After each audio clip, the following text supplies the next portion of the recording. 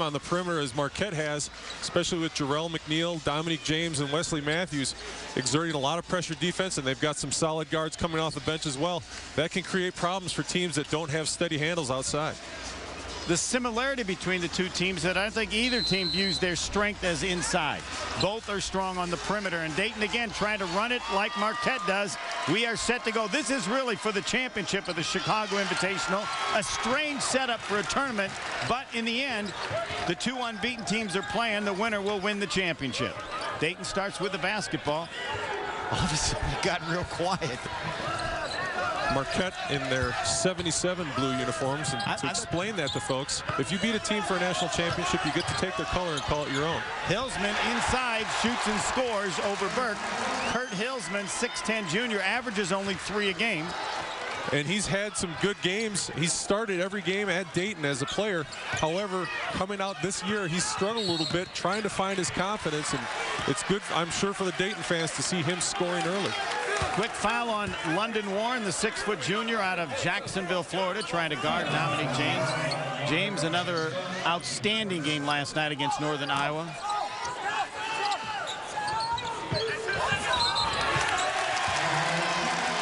Five count. No, we have a foul on Lazar Hayward.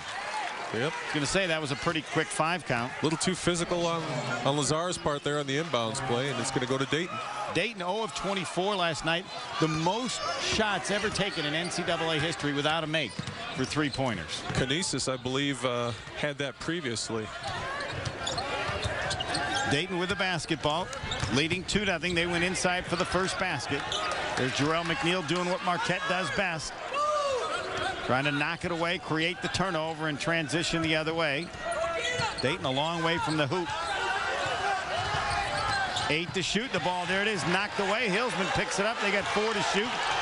And Warren's a long way from the hoop. Here's knocked away nicely by Burke. There's a shot clock violation, Mac. That is Marquette. Great hands, great pressure all the way around. Dominique James getting it done from the point spot, but Dwight Burke stepping in and getting active hands going. Just what you said, Mac. And some mathematicians said the chances of shooting that poorly, 6 in 1 million. It took 13 years for somebody to top the 0 for 22. I think it's probably going to be a long time before somebody tops 0 for 24. Usually when you get to 0 for 18, you pretty much stop. But and as I would say, the most amazing part, Marquette turning it over there, kind of a loose turnover. They won the game. They can find a stat. I'm sure no one's ever shot even close to that poorly and still won. Well, that says something about what Dayton did right last night, and rebounding was a big part of that. They go again to Hillsman. This time he misses in close. There's Marquette running again from James to McNeil, and McNeil was fouled. We'll get a second foul on Dayton. Marquette loves to push the tempo, get it up and down the floor quickly. It's going to be a track meet if Dayton allows it. Dayton, I wouldn't be surprised if they came out and started running some 2-3 zone on defense. Other teams have done that to Marquette so far this year and had some degree of success, although nobody's come up on the winning end so far. That's not usually Brian Gregory's style. McNeil, the wide open 3 is good in the corner. Brian Gregory's style happens to be the same as every other coach's in the country when it comes to winning. Whatever it takes, let's do it. Third time they go into Hillsman. And the third time he shoots, and he's 1 of 3. Marquette pulls down the rebound. McNeil and James the trailer, and there's a travel. Almost too easy of a play for Lazar Hayward. He had plenty of time to catch that ball and decide how he was going to make his move, and I think his feet just got a little ahead of his brain that time. Rob Lowry, 6'2" junior out of Forestville, Maryland, into the ball game for London Warren. 3-2 Marquette. Marquette averaging 92 points a game, and it was over 100 after their first 3 games. Now still in the 90s. And I'm sure Dayton wants to try to emphasize their post game. Marquette's post players so far this year, Pat Hazel and Dwight Burke, have really struggled to keep their foul.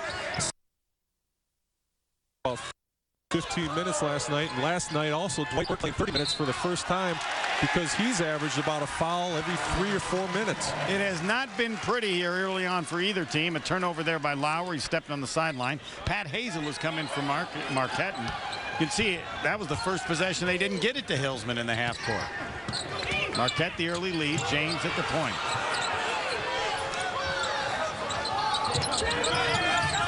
Wesley Matthews, Marquette's leading scorer at 22 a game. Dayton kind of doing the same thing to Marquette that they like to do. And Brian Gregory going to the bench. Devin Searcy, 6'10 sophomore, comes in, and Hillsman comes out. We'll see if they go into Searcy as much as they did Hillsman. Marquette's got 18 to shoot. Brian Gregory in his 6th year at Dayton. Last year lost to Ohio State in the NIT. Matthews, shot blocked against the double team. Blocking it was Devin Searcy. There to help right away and establish their presence of authority down in the low block area. Marquette, a team that loves that dribble penetration. If they get it in the back of their mind that somebody's lurking in the paint to block shots, they might not be so anxious to do that in the future. Another turnover by Marquette. Pat Hazel loses the ball out of bounds. We're 3 minutes in, and it has not been a clinic so far by either team. We've seen mostly turnovers. Some forced, some not. First-year coach Buzz Williams, 5-0 at the helm. Dayton continues to weave. 3 is good by Marcus Johnson. The streak hath ended. Dayton knocking one down from the long range. Though they say not. Really? Well, they've got a 4, Dayton 4. So he had me. I thought his foot was behind the line, but there's 3 out there to choose from. We got into that last night. Come on. It'll be one line, that's it. Marquette, they try to get a touch in the paint or a drive in the paint on every possession. James, 3 is good in the corner. He hit a couple in the first half last night. Marquette with 2 threes and a 2-point lead. Man-to-man by Marquette. Lowry against James, off the glass, up and in. Nicely done. Marquette showing big on that high screen with the power forward or the center and recovering back. Lowry doing a great job of turning that corner and getting to the basket. Pat Hazel came by to help, but he was just a little bit too late. Matthews on a baseline drive, double, triple team. Somebody called for the reach in. That'll be team foul number 3 on Dayton. And that is a second foul on Marcus Johnson. He'll come out of the game, I would assume. Mickey Perry is in. A lot of similarities, it looks to me, Mac, in these two teams. Just look at the size of the players, the build of the players, the way they like to play. Marquette a little bit different this year in their outside shooting. In past years, they've had guys where you could look at them and say that 70–80% of the time he takes a shot, it's going to be from beyond the arc. This year, they're a little bit more balanced in their selection offensively. Saw Gregory 5-0 this year, 14-1 last year. Tough fadeaway 12-footer by McNeil, fading left, rims off. We're tied at 6. Marquette's made 2 shots, both threes. Lowry on a drive, gets free inside. Don't know what happened there, Mac. That was too easy. And Marquette not accustomed to giving up dribble penetration so easily. Lowry doing a great job of dissecting the defense so far. That was Dominic James at his best, hanging and staying as he stayed up. They came down, didn't make it, but he will shoot 2. Dominic James already with a 3 early, though Marquette trails by 2 early on. They'll go to the line when we return.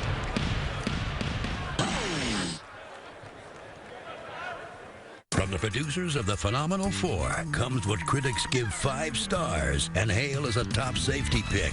It's Outlander from Mitsubishi with active stability control and a 10-year, 100,000-mile powertrain warranty. Outlander's down with safety and serious peace of mind. The 2009 Mitsubishi Outlander.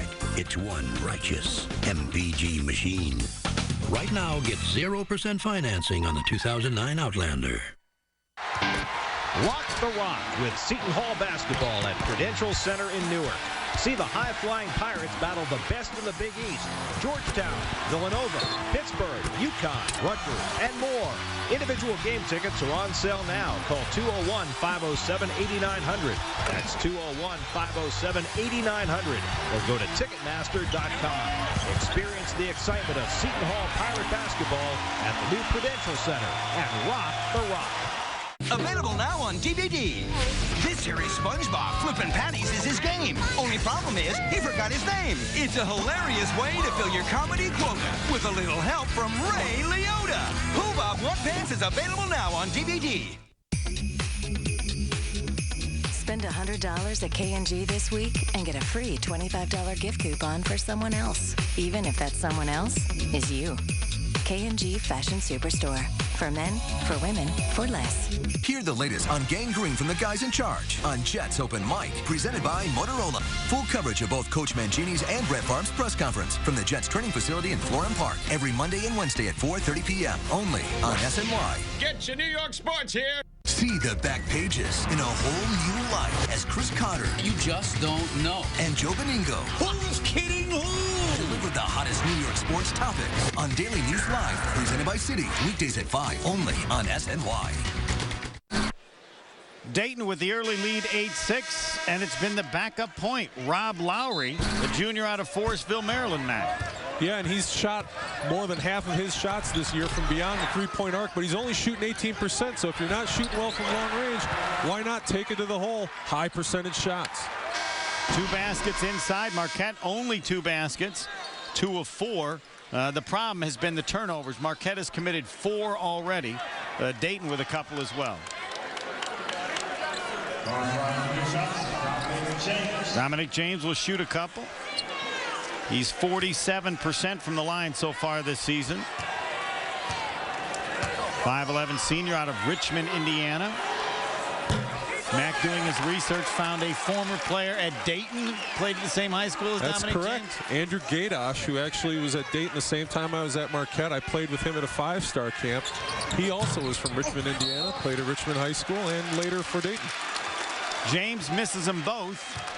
And then a foul on Dwight Burke trying to get the rebound. Maurice Acker will come in for James. That's the second foul on Marquette. Dayton has 4, 2 on starter Marcus Johnson, who is sitting down. Fabrizius setting some screens in the backcourt, trying to make it a little easier for Warren to bring the ball up. Luke Fabrizi, 23, 6'9" freshman. They call him their Steve Novak. Dayton works the perimeter. Marquette's not going to get to 92 at the pace this game's starting. Both teams might not get to 92 combined. Runner in the lane is good. Mickey Perry. Good patience that time by Dayton, just working the ball on the perimeter, waiting for their opportunity and seizing the moment when it comes. The ball goes out of bounds. It'll stay with Marquette, and you see the Dayton players all rush over in the corner there. That's something I remember from Kevin O'Neill. Oh, absolutely. You didn't dare let somebody from the other team help one of your guys up. That's what you got teammates for. Fabrizi out and Chris Wright back in. Well, if he's anything close to Steve Novak, we'll be the judge of that after we see a few threes if we do. We do know Steve Novak. Marquette down 4, baseline drive by McNeil. Contact. He missed it, missed the follow. They got 3 shots at it. I think Jimmy Butler, who just checked in, got a 3rd tap. Now Dayton the other way. Marquette's only 2 baskets or 3s. Wild shot off the glass, no good. Tapped around. It's going to be Dayton ball. Jarrell McNeil touched it last, I think. Chris Wright putting up a wild shot. He'll get out of control going to the basket, but he's very strong finishing around the hoop. That shot had a chance to fall down just because of his strength. Uncommon for a sophomore. Number 4, Chris Johnson. I mentioned him, the freshman out of Columbus. He'll inbound the ball. Fresh 35. Marquette down 4. It penetrated, then kick it out. Warren to the basket. And a charge. And it looked like a little lean at the last second by Jarrell McNeil to get that contact, but it worked out in Marquette's advantage. London Warren with a second foul. You could see that Jarrell slid over Usually just a little bit to his right, and usually you'll get a blocking call when that happens. Acker at the point now for Dominic James.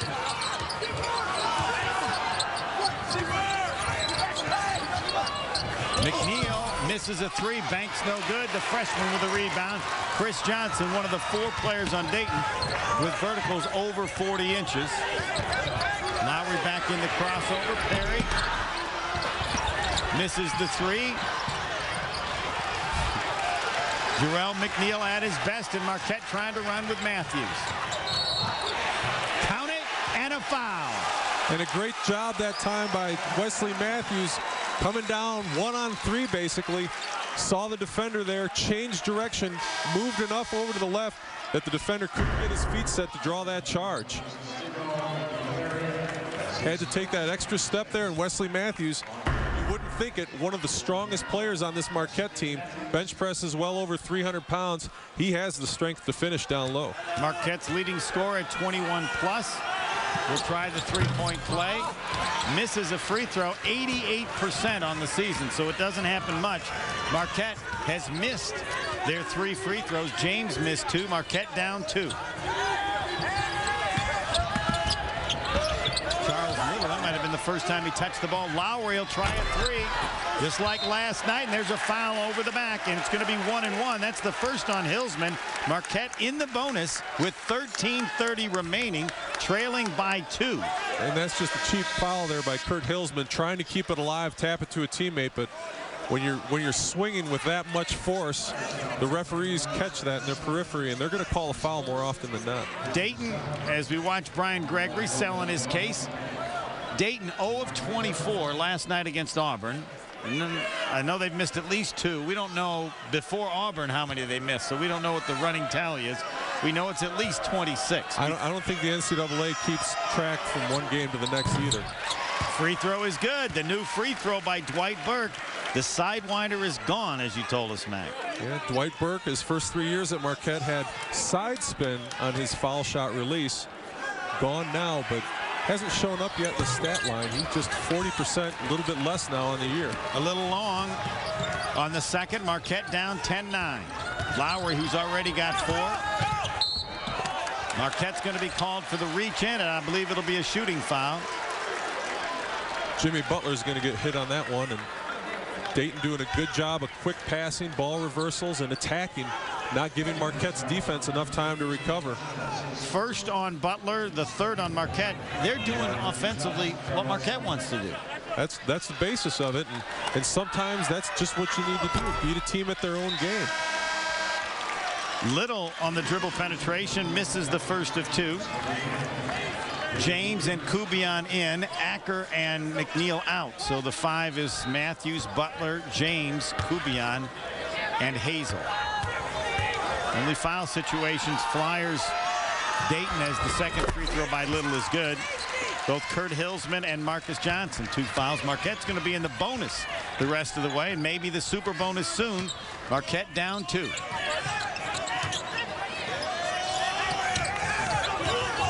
Trying to get it in the paint.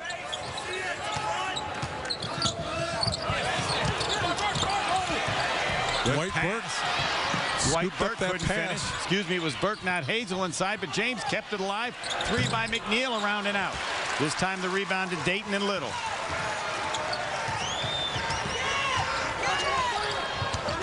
James gave us his first fake to the bench. Didn't work. Little on a drive, and that's too easy. Goes right by Butler. And a great job using Hillsman and Dwight Burke as a screen, able to rub his man off and get a clean look at a layup. I think Lazar Hayward's going to come in for Butler. Marquette down 4. Biggest lead for Dayton. Nice pass from James inside. Charge. Charge on Butler. And you can see as Hillsman's posting up there, down the lane comes Charles Little, using both of those guys as a screen for an easy layup. Second foul on Jimmy Butler. 13-9, Dayton with the lead.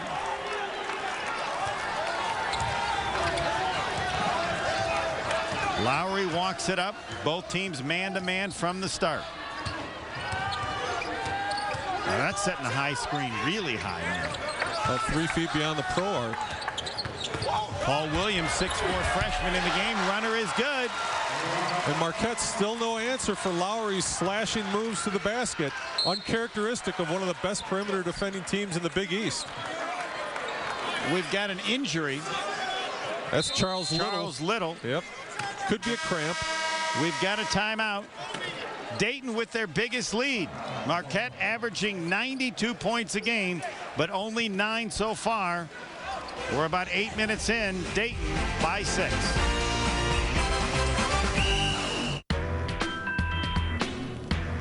it's the holidays. And you know what that means. Eggnog, turtle doves, and of course the cherished tradition of getting a great deal on a new Hyundai Sonata. With America's best warranty and great fuel economy to help make the season even more jolly. Right now, get 0% APR financing plus $1,000 bonus cash on a 2009 Hyundai Sonata. New company newsletter just came out. Cable, new leader of HD. Do you have more HD channels than Verizon Fios? No. Plus 1,000 HD titles on demand? No. 70 premium movie channels free for 90 days? I gotta take a knee. Do you want a glass of water? Is it bottled?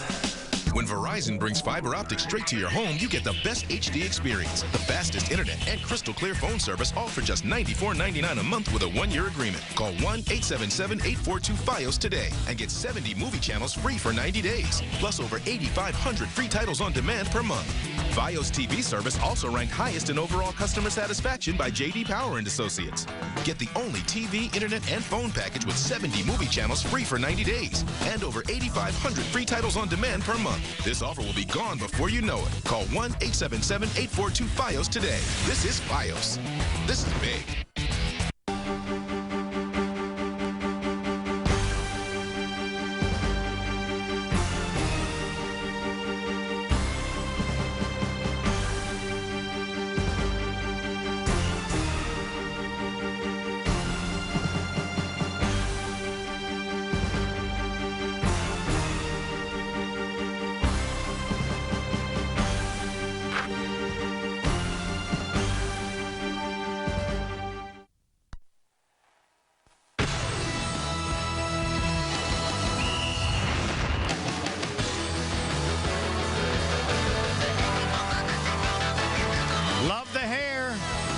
Wish I had it, even that color. Marquette, I think, Mac, this might be their biggest deficit of the season. I think Milwaukee had them down maybe 4, down 6 here in the first half. Certainly unfamiliar territory, but not unexpected for Marquette. They knew they were going to have a challenge in this Dayton Flyer team.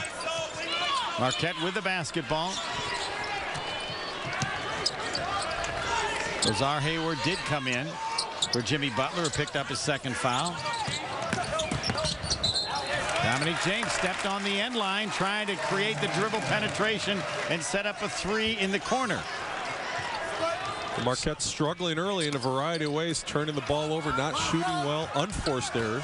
Stephen Thomas, number 11, 6'1" sophomore out of Indianapolis, had a great game for him against Auburn when their other point guards were in foul trouble. Chris Wright, 20 feet away. Dribble drive against Hayward. 3 in the corner. They still can't hit him. But the follow missed it and 3 shots missed. They're going to get a 4th try at it and a foul on Marquette. That was the freshman Chris Johnson, who got 3 shots, tried to rebound his own miss, and they're going to get 2 free throws. And Dayton carrying over from what they did last night, out rebounding Auburn 60-43, dominating Marquette on the boards early. Hillsman will go to the line and shoot a couple. He's a 78% free thrower. The foul goes against Dwight Burke, and that is his second. Hazel will come in as Hillsman is good with a free throw, and Dayton's lead grows. It's now at 7, 16-9. Hazel in. And we mentioned Hillsman struggling so far this season, just 22% from the floor. Usually you like to see your big guys around 45, 55% from the floor, but a great opportunity for him tonight. Gain some confidence against the Big East opponent and really give himself a lift moving forward in the season. 17-9 in favor of Dayton. Marquette's biggest deficit this season. They are 5-0, as is Dayton. Bank shot too far by Dominic James. Inside Lazar Hayward. He misses the foul. Tries to fight for it, and it's going to stay Marquette ball, as not able to maintain possession was Dayton freshman Chris Johnson. And Dominic James able to get wide open and just couldn't hit the bank a little too hard. And Lazar Hayward always has been undersized in the lane, going against the big guys, 6'9", 6'10", outstanding leapers, but he's got a nose for the ball. Couldn't hang on to it that time. Great athleticism by Chris Johnson, trying to fight it and get it away from Lazar. On the inbounds, nearly a layup for Matthews. Knocked out of bounds from behind by Thomas. Marquette will inbound again. Dayton up 8, Marquette's biggest deficit of the season. On the inbound, wide open layup for Jarrell McNeil. I never understand it when it happens, Mac, but I love it. How can you be that wide open? Miscommunication. You see two of the Dayton players talking to each other, pointing fingers at each other, saying, it's your fault. No, your man. Chris Johnson, southpaw to the free throw line. Wide open three in the corner. They miss another one. Paul Williams, another freshman. McNeil will pass on the three and penetrate, and he's going to be called for a jump ball. Yeah, he looked like he was going to get tied up, thought about passing it off, but ended up with the jump ball instead. And you see here on the inbounds play, just a quick look, reaction by Jarrell McNeil. It's that eye contact. Nothing needs to be said. Just, you know where I'm going to be. Those guys have played together for a while, high school teammates. Dayton at better than 50%. That's because of the dribble penetration. They're getting the layups. That'll help your shooting percentage. Marquette got one on the inbounds. Over the top. Matthews on a nice baseline drive. He's able to draw the foul, and Matthews will go to the line for 2. Marquette already in the bonus. Wesley Matthews aggressive to the hole. He will get 2 free throws. Marquette trailing by 6. And Brian Gregory already 11 deep with his squad. We knew they were going to play a lot of guys, and they're certainly getting their minutes out of them. They had, as we mentioned, 4 guys with 30 minutes or more last night in their overtime win over Auburn. Trying to space it out, not get guys too fatigued too early on in this game. Matthews misses the first. He's missed 2 in a row. Phenomenal at the foul line into tonight's game at 88% on the year. And Marquette on the opposite end of the spectrum. They've got 9 healthy guys suited up and ready to play this game, including their walk-on, Rob Frazina. They call Dominique James for a foul in the backcourt. And the Marquette fans being heard from, and the Dayton fans responding. Lowry was there. I'd like to see that one again. James has done that a couple times already this year, stealing it on the inbounds or close to it. Dayton will try it again. That's team foul number 6 on Marquette. 8 against Dayton here in the first half. Perry and Lowry, and James will go after Perry again, or Lowry, excuse me. Lowry stops at the foul line. Gregory to our right, and James with a reach-in foul. Marquette pushing him out the midcourt, 14 to shoot. Perry with it against Matthews. Lowry, they got 8 to shoot. Kubian with the shrink wrap defense. They're at 4. Johnson got open, misses the 3, but the rebound a little. His follow is good, and Dominique James, the only Marquette player near him. Had the inside position, but just didn't have the height on Little. McNeil trying to spin. Nice drive. Baseline move. Tough shot is good. Wow. And with the exception of the last few seconds on that defensive possession, Marquette had to feel pretty good about what they did. Really disrupted Dayton's flow that time. Jarrell McNeil now with 7.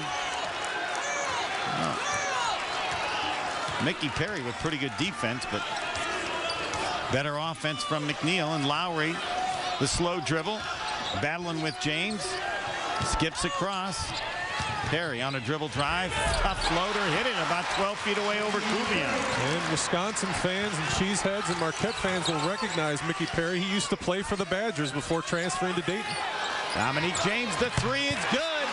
Marquette within 4. James with 6.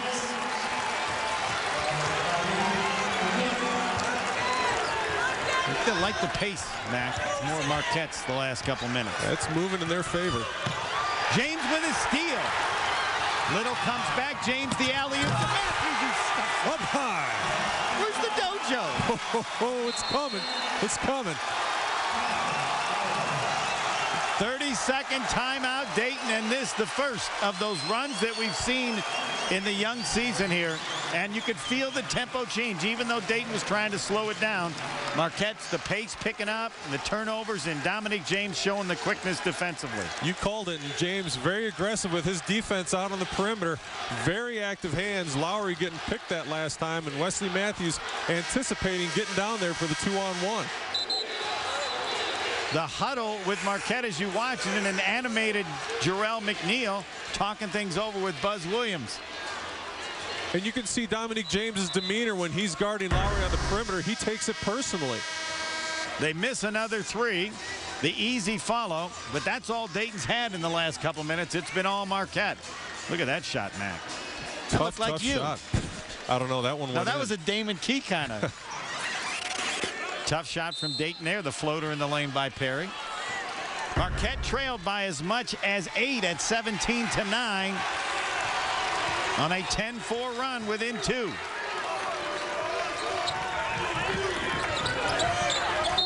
They try to go inside again, this time to right, and they call Wesley Matthews will foul. The foul's evening up now, and both teams in the bonus, so Wright's going to go to the line and shoot the 1-and-1. And a smart play by Dayton. Wright, a solid back to the basket low post player with Wesley Matthews on him. Wesley Matthews giving up probably 3 or 4 inches there. Get the ball down to Wright, make Wesley defend him straight up, and make Marquette come down and double team. Only a 54% free thrower on the year, but hit the first. 8:07 left first half. Marquette coming from 8 down. Both teams 5-0. Right, their leading scorer at 14 a game. Hits them both. And as we see Charles Little running down the court, he bumped his knee a couple plays ago. We talked about that injury, and that's still bothering him. He's not 100%. You can tell in the way he's running the open court. Dominique James off to McNeil. He'll try the 3. Nope. Rebound, knocked out of bounds. It's going to be Dayton ball. Lazar Hayward knocked it out. Looks like maybe Dayton going to a zone there. Marquette's going to have to come from behind. Down 4, have trailed by as much as 8. I'm Steve Overmeyer. Tonight on Geico Sports Night, the latest on Plexico Burress. The Giants receiver accidentally shot himself in the leg last night outside a Manhattan nightclub. He was released with non-life-threatening injuries. Sources tell SNY Burress does not have a permit to carry a handgun in Manhattan, and an arrest is likely. We'll have much more information on Geico Sports Night after the basketball game. Keep it on SNY for all the latest info.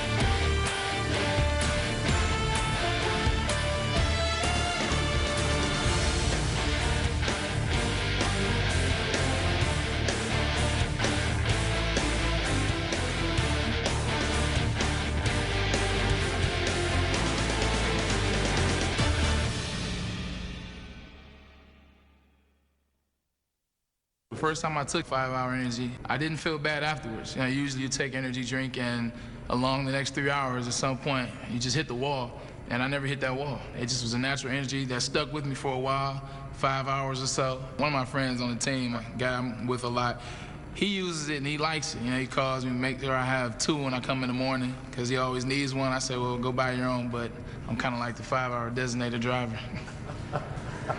5-Hour Energy, I use it, I love it. At the Sears Center in Hoffman Estates, Dayton fans right next to Marquette fans. If you got good seats, you don't care who's next to you, do you, Mac? No, and it's not like it's the Hatfields and the McCoys. Everybody's just here to watch a good game, and they saw a great play right there from the 2 seniors. They've done this dozens of times before, sometimes switching positions. And Dominique James' ability to elevate, you just got to go get him, and that opens it up. And that is one thing he does well. He'll not only finish the alley-oop, but he can flip it up there pretty well. And we've talked about it throughout this year and even last year. Dominique James really deferring to his teammates, setting those guys up more. His assists have gone way up. His turnovers have gone way down, but his scoring has also dropped off a little bit. Luke Fabrizius is back in. 3-point shooter at 6'9". Has it now and tries an NBA 3. And he hit it. Well, they warned us. They broke the string. Let's see. They had missed 0 of 5. So here in Chicago, they were 0 of 29. They would have probably predicted he'd be the one to break it. And that was an NBA 3. The red line is the NBA 3. Marquette all of a sudden down 7 again. James fakes, Hanks banks it. Nicely done, Matt. Got past 3 Dayton players that time with the pump fake. Got 2 of them going. Fabrizius came over but didn't have enough elevation. Missing at the other end. Paul Williams. Marquette the rebound. Williams, they're counting on him. Had some injuries, not even close to 100%. McNeil, the shot swatted away by Chris Wright. Marquette down 5. And a lot of body contact with Wright and McNeil, but the referees rewarding the aggressive play. They told us 4 of their guys over 40-inch verticals. I know Chris Wright's one of the 4. Crossover by Warren in the lane, in and out. Rebound, Marquette and Jarrell McNeil. Down 5. Pull up 16-footer. Tough shot. People question whether we'd see the mid-range game return with the extension of the three-point line this season. Marquette's got a couple of guys in Jarrell McNeil and Lazar Hayward that have always enjoyed taking those mid-range shots. You just like the pace again. The quicker it gets, the better Marquette does. Williams in the lane, missed another one. 4 guys fighting for it, and comes to Marquette. Lazar Hayward. Never an easy defensive rebound tonight, Mac. Definitely not. And Dominique James contending with a wardrobe malfunction. He's got a left shoelace untied. McNeil, the quick 3, misses it. Dwight Worth the rebound. He's fouled from behind. Chris Wright says, I didn't do anything, but the official saw him with a little lean with the leg or knee, and Dwight Burke's going to get, he's going to get the 1-and-1 as it's just team foul 9. Kubian comes in and Jarrell McNeil out, and that's that 3 where Buzz Williams wants it inside. Either somebody penetrates or they get it into the post and then kick it out for the 3 instead of the quick one. Dayton 12 deep now into this game. Spreading the minutes around and getting production deep into their bench. It's one thing to put a lot of guys out on the floor, but it's another to get production all the way down the line as they're doing. They're getting contributions in a lot of different areas. They're getting rebounds from guys. Fabrizius coming off, hitting long distance shots. Love the free throw, but just 1 out of 2, a little short. The second one by Burke. Marquette within 2. They trailed by 8 at 17-9. Lowry hurt him on the dribble drive a couple times. Marquette pushing him out to midcourt. Marcus Johnson. 17 to shoot. Lowry wants to drive, goes by Kubian, gets another layup. And again, that's stimulated by Kurt Hilsman posting up in the lane, attracting that defense. And essentially, when he comes across and gets his arm up in there, he's clearing out an avenue for dribble penetration from the perimeter. Lowry with 80, averages 4.5. Marquette down 4. James. Lazar Hayward, the 3. Nope. All Dayton inside and Lowry. Under 5 left, first half. Lowry the quick trigger. Feeling it with 11. Getting it done in uncommon fashion. So they missed 29 in a row, and now what, they've hit 2 in a row? Well, it's the law of averages catching up with Marquette. And Marquette down 7 again. The deflection comes to Kubian. Lazar wants it against Fabrizius. Drive, penetrates, nice move, and Hilsman was there, Mac, and didn't help. Hilsman was there, and Fabrizius, it wasn't like he got beat initially. He had good defensive position. Lazar Hayward just put the ball on the floor. Not enough lateral quickness by Fabrizius. Dayton by 5. They work the weave. Marcus Johnson, nearly a steal. Fabrizius, another 3, in and out. Marquette caught a break there.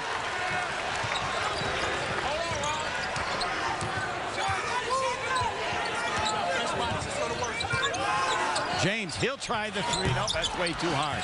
Hayward there. His follow. That's way too hard. Rebound to Chris Wright. Some ugly basketball by Marquette early in the first half. It's a little impatient. Rough shots, maybe not settling for the best shot possible, just taking what the defense has given them and not being patient enough to work a little bit more, make an extra pass or 2. I think maybe Hayward thought he could get a foul call on that. Yeah. Marquette playing from behind. Chris Wright on the drive on Matthews, counted and a foul. Tremendous athleticism there. Lowry dropping it from deep, causing all kinds of trouble for a team that normally does well from the perimeter.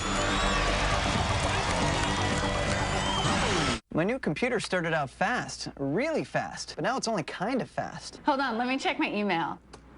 It's not loading. Let me try this again. This game should be a lot faster. Mom, this internet connection is so slow. I love my computer.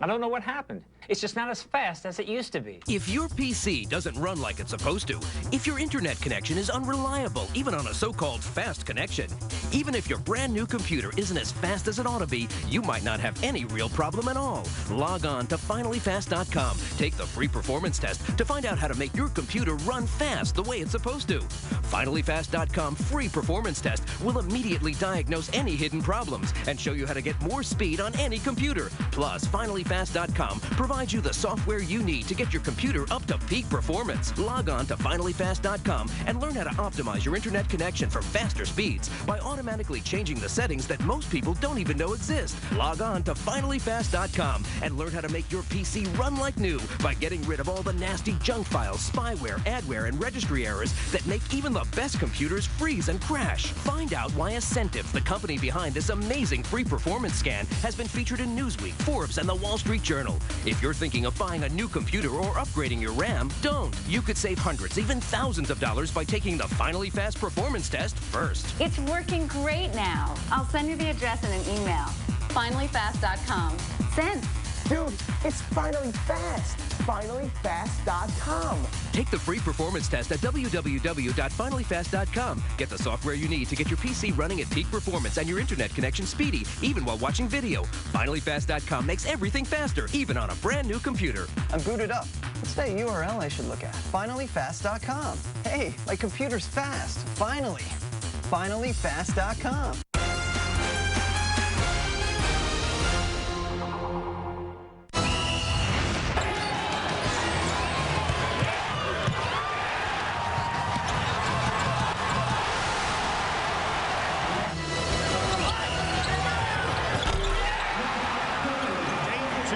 To an 8-point lead. Marquette cut it to 2, but Dayton back on top by 7. They ended the run of missed threes at 29. They have hit 2 here in the first half, and they're shooting 50%. Marquette 39%, Mac. And one thing these Marquette seniors know very well is when you've got a number next to your name, as Marquette does, the number 15, that puts a big target on your back. Marquette comes in with an outstanding reputation for perimeter play. Dayton's guards are responding in great fashion so far. They're up to the challenge.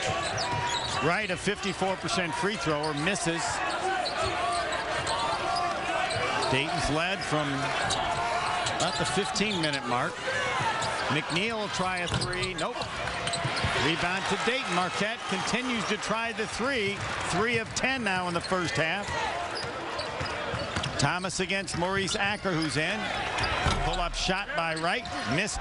He's got the quick trigger, helping Marquette, who has it front court with Matthews. Penetrating. Here's a steal by Thomas. He anticipated the pass intended for Jarrell McNeil.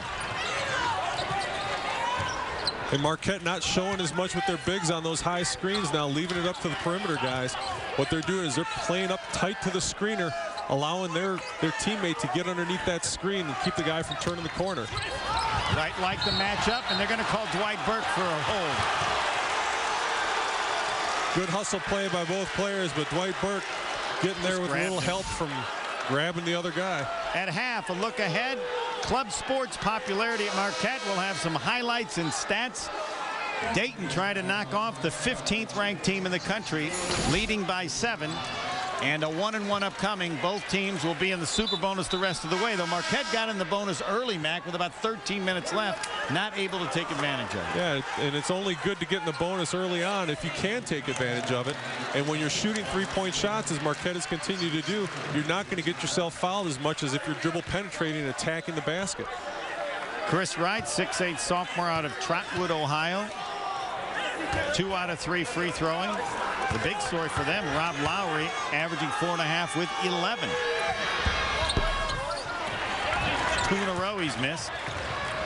Why is it 54%? We're going to get a foul on Dayton, and created by Jarrell McNeil, very aggressive off the miss.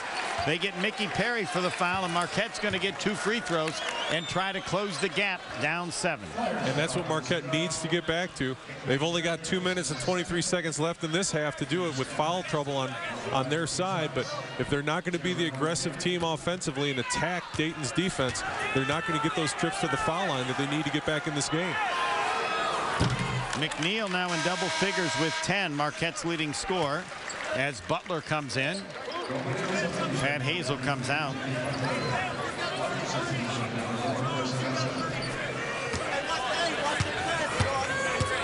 Hazel wasn't in very long. Came in for Burke, got 1 trip down, out he comes. Heartbreak on the second free throw. Marquette down 6. White Burke's got 3 fouls. Lowry uses the high screen, struggles with a dribble, stolen away. McNeil, he's looking for, can't get it ahead to Dominic James, and then misses the no-footer. And one thing Dayton's done a great job of that Marquette hasn't seen so far in the season, when Marquette forces the turnover and gets out on the fast break, Dayton does a great job of getting back down and recovering on defense, not allowing Marquette to get those easy baskets they've come accustomed to. Lowry continues to dribble against Matthews. Baseline shot no good. Maybe he's forcing it a little bit. I think he is a little bit. He probably felt entitled to continue taking those shots, but you've got to recognize when the defense isn't beat. Hayward counted in a foul. Dominic James with a pretty dish. And Lazar Hayward will try to cut the Dayton lead to 3. Devin Searcy picking up his second foul. Marquette getting back to what works, getting into the paint, attacking the defense, and then drawing them in. And Lazar Hayward cutting right down the lane, making things happen. Lazar Hayward now with 4. Jarrell McNeil leads with 10. Marquette has been trailing much of the first half by as much as 8. Now could get within 3.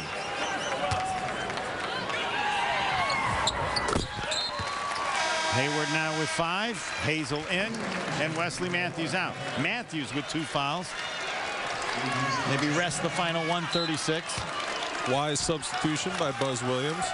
A lot of players, or a number of players at Dayton with 2 fouls, but they're so deep, they're 12 deep. Don't know that capable of getting them into major foul trouble. Thomas bailed them out last night when their other 2 point guards were in foul trouble.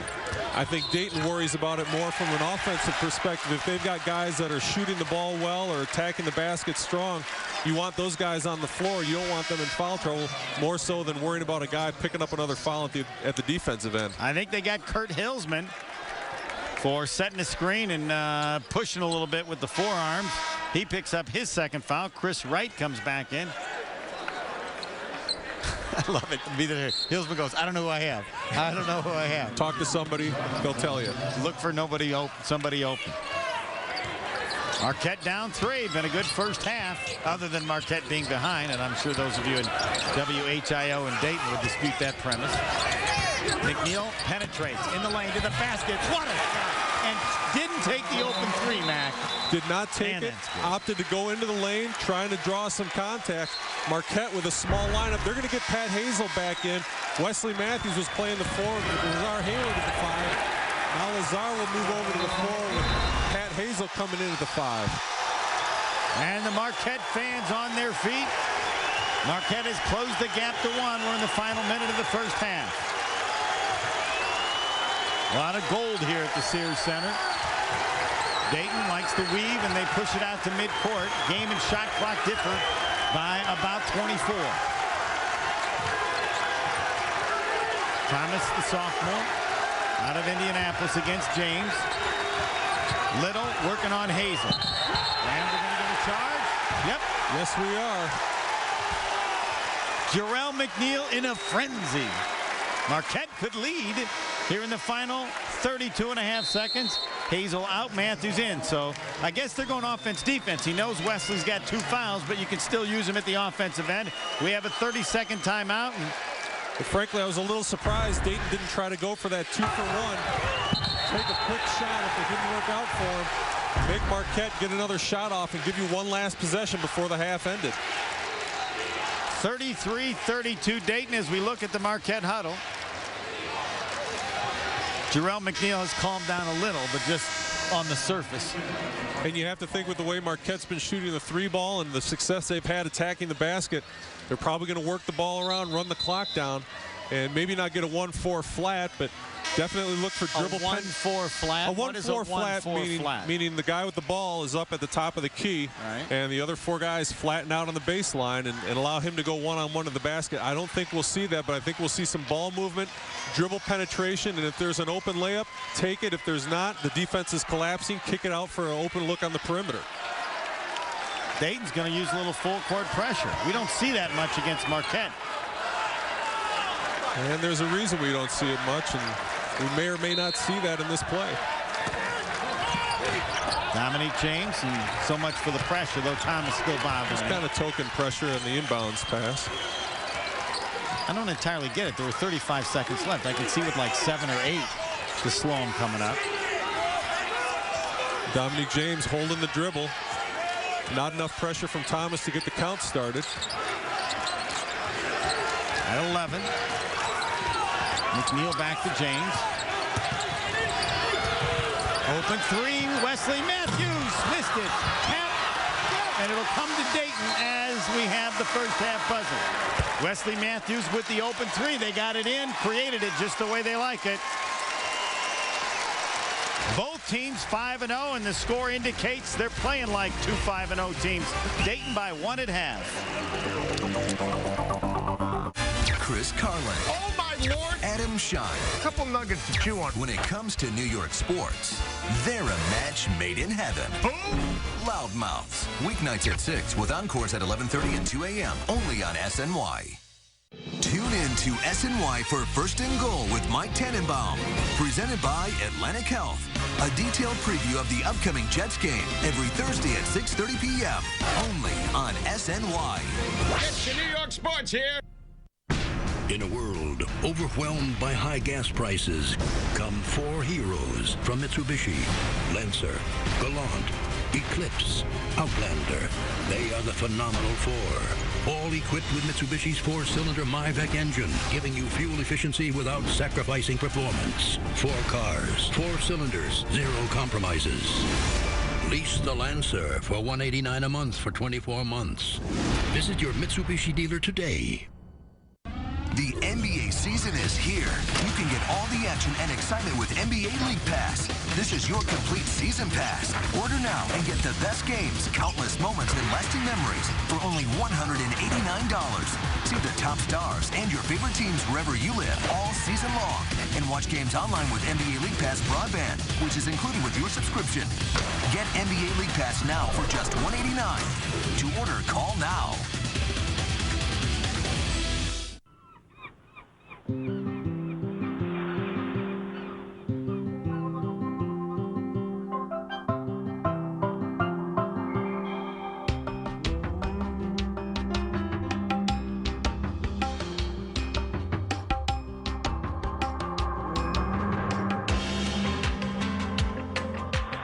Cancun is much more than sun and beach. Cancun is deeply unique. I'm Steve Overmeyer. Tonight on Geico Sports Night, the latest on Plexico Burress. The Giants receiver accidentally shot himself in the leg last night outside a Manhattan nightclub. He was released with non-life-threatening injuries. Sources tell SNY Burress does not have a permit to carry a handgun in Manhattan, and an arrest is likely. We'll have much more information on Geico Sports Night after the basketball game. Keep it on SNY for all the latest info.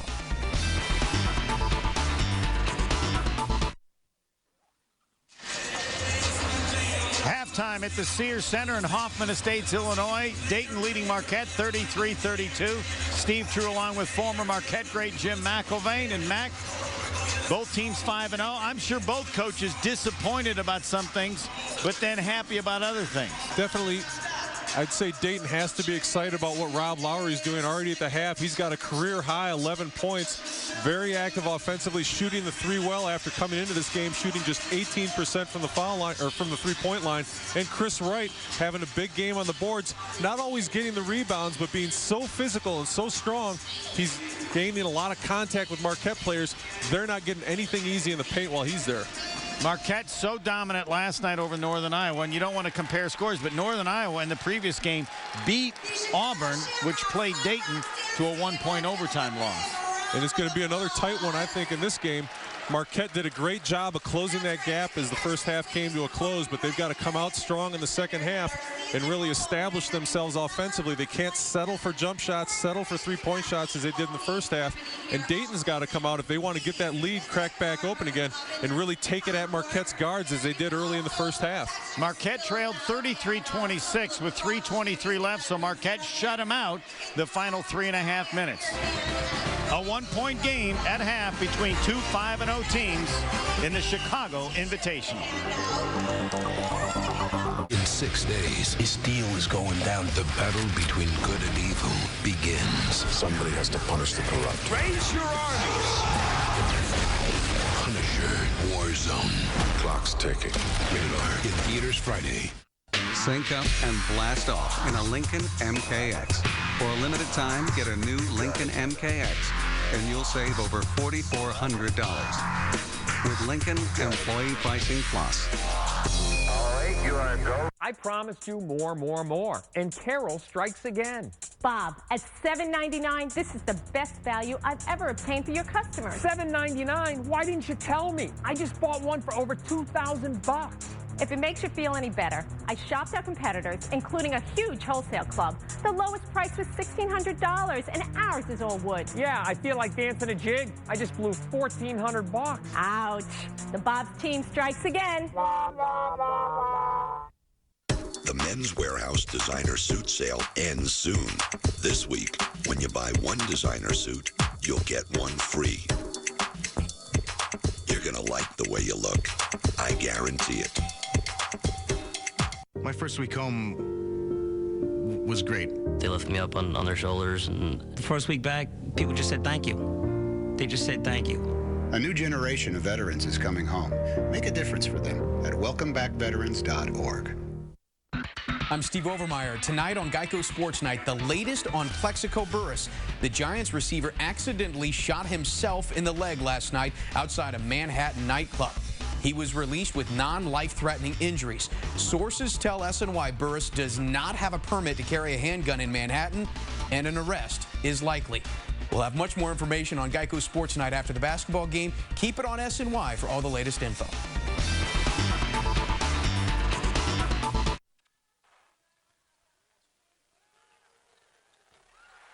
Back at halftime, Dayton by 1.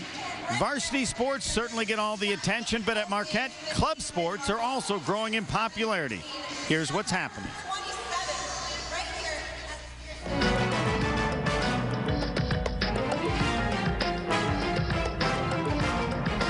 Club sports at Marquette University are enjoying record levels of participation. There's approximately 750 students involved in our club sport program.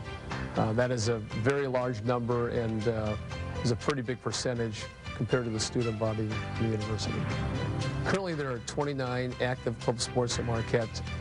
Some of the sports include men's and women's soccer, men's and women's rugby, lacrosse, crew, martial art clubs, hockey, and a variety of others. The club sports program differs from the intramural program by offering opportunities to students who want to compete at a higher level, but don't have the ability or time commitment necessary for varsity level sports. Intramural sports is leagues or tournament held within the university, so the competition is amongst other students. Typically, a season might only last 4 to 6 weeks, and you typically play one match a week. Where club sports, it's a higher level of intensity, it's more competitive. There's an opportunity to play against teams from other schools, which involves some travel, and usually leads to either regional or national competition. As far as forming a club team, any student can do that. What's important in the criteria is that you have to have enough student interest. You have to complete an application form and become a recognized student organization through the Marquette student government, and also meet approval from the rec sports staff. The other criteria within the development of club sport is whether or not we have adequate resources, and that would come in equipment and facilities. There's a real crunch on demand for facilities, and so we want to be able to, we're going to field a team in a particular area. We want to be able to provide them with a practice facility or game site, and other equipment that they might need to be successful in that particular sport. Club sports fit the mission of the university and the recreational sports department in providing a quality out-of-classroom experience. This is a great way for students to interact with other students, develop lifelong friendships, and to participate in a sport that for the most part is a lifetime sport. Marquette University, be the difference.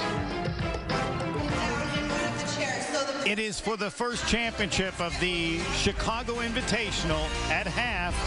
Dayton with a 1-point lead on Marquette. Should be a great second half coming up.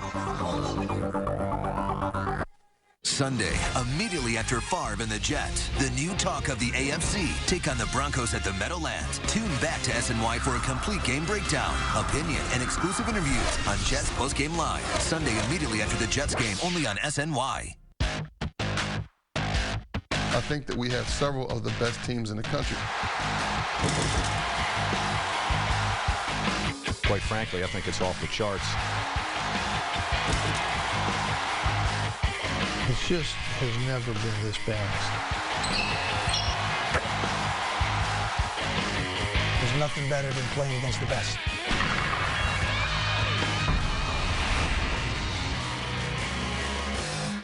See the back pages in a whole new light. It's unbelievable. As Chris Cotter. You just don't know. Joe Beningo. Who's kidding who? And the daily news writers behind the top stories deliver the hottest New York sports topics with debate. The next night can be that good. Opinion. This is what it's all about. And a whole lot of attitude. Of course he hit him on purpose. Daily News Live, presented by Citi. Weekdays at 5 with encores at 11 and 1:30 a.m. Only on SNY. Get your New York sports here. You know, it just wouldn't be the holidays without that certain something to warm your heart with comfort and joy. Like, say, a great deal on a shiny new Hyundai Santa Fe. With great fuel economy in the city and on the highway. And, of course, America's best warranty. To bring you even more comfort and joy. Right now, get 0% APR financing plus up to $3,000 bonus cash on a 2008 Hyundai Santa Fe. Geico Sports Night on SNY. New York sports covered from every angle, every day. Hosts Gary Epple and Kirk Jimenez. Connect fans to the latest sports news. Geico Sports Night. Every night at 10 p.m. and 1 a.m. Only on SNY. Dayton leading Marquette by a point at half. We've got some highlights. Mac, it's all yours. Well, I'll tell you what's been going on so far. Dayton's guards are up to the challenge. Marquette with a big reputation on their big three on the perimeter, but look at Lowry stepping up and knocking down shots, dribble penetration, lots of ball watching defensively by Marquette. That's not going to get it done. Great job by the Dayton bigs inside, occupying the defense, clearing a lane for dribble penetration, and then on the perimeter, Fabrizius coming off the bench, knocking down long-range shots. Dayton's guys 18-0 against Marquette's bench, but Marquette answers, drawing this game in close at the close of the first half. Marquette making a run. Dominic James in the middle of most of it. Great dish here to Hayward. Coaches say it, and we repeat it because it's true. For Marquette, it starts with the defense. Coming back, down 7, getting the last 6 points of the first half, and the numbers are close as well you'd expect. Mac, maybe Dayton's shooting percentage better because they got a few more layups on the dribble penetration. And Marquette's also had some opportunities at the foul line that they haven't capitalized on. Just 5 of 12 from the line, 41%. That's got to improve in the second half. If you're aggressive and attacking the basket, you've got to be able to knock them down at the foul line once you get those fouls. It's not fair. Dayton 0 of 24 three-point shooting against Auburn. What is that, Mac? Now they're 2 of 8. Doesn't seem good, but better than 0 of 24, and they won. Second half coming up. From the producers of The Phenomenal Four comes what critics give 5 stars and hail as a top safety pick. It's Outlander from Mitsubishi with active stability control and a 10-year, 100,000-mile powertrain warranty. Outlander's down with safety and serious peace of mind. The 2009 Mitsubishi Outlander. It's one righteous MPG machine. Right now, get 0% financing on the 2009 Outlander. Watch the Rock with Seton Hall basketball at Prudential Center in Newark. See the high-flying Pirates battle the best in the Big East. Georgetown, Villanova, Pittsburgh, UConn, Rutgers, and more. Individual game tickets are on sale now. Call 201-507-8900. That's 201-507-8900. Or go to Ticketmaster.com. Experience the excitement of Seton Hall Pirate basketball at the new Prudential Center and rock the rock. Available now on DVD. This here is SpongeBob. Flippin' patties is his game. Only problem is, he forgot his name. It's a hilarious way to fill your comedy quota with a little help from Ray Liotta. Who Bob What Pants is available now on DVD. Spend $100 at K&G this week and get a free $25 gift coupon for someone else, even if that someone else is you. K&G Fashion Superstore. For men, for women, for less.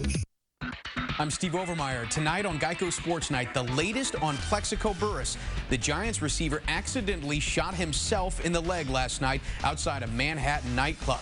He was released with non-life-threatening injuries. Sources tell SNY Burress does not have a permit to carry a handgun in Manhattan, and an arrest is likely. We'll have much more information on Geico Sports Night after the basketball game. Keep it on SNY for all the latest info.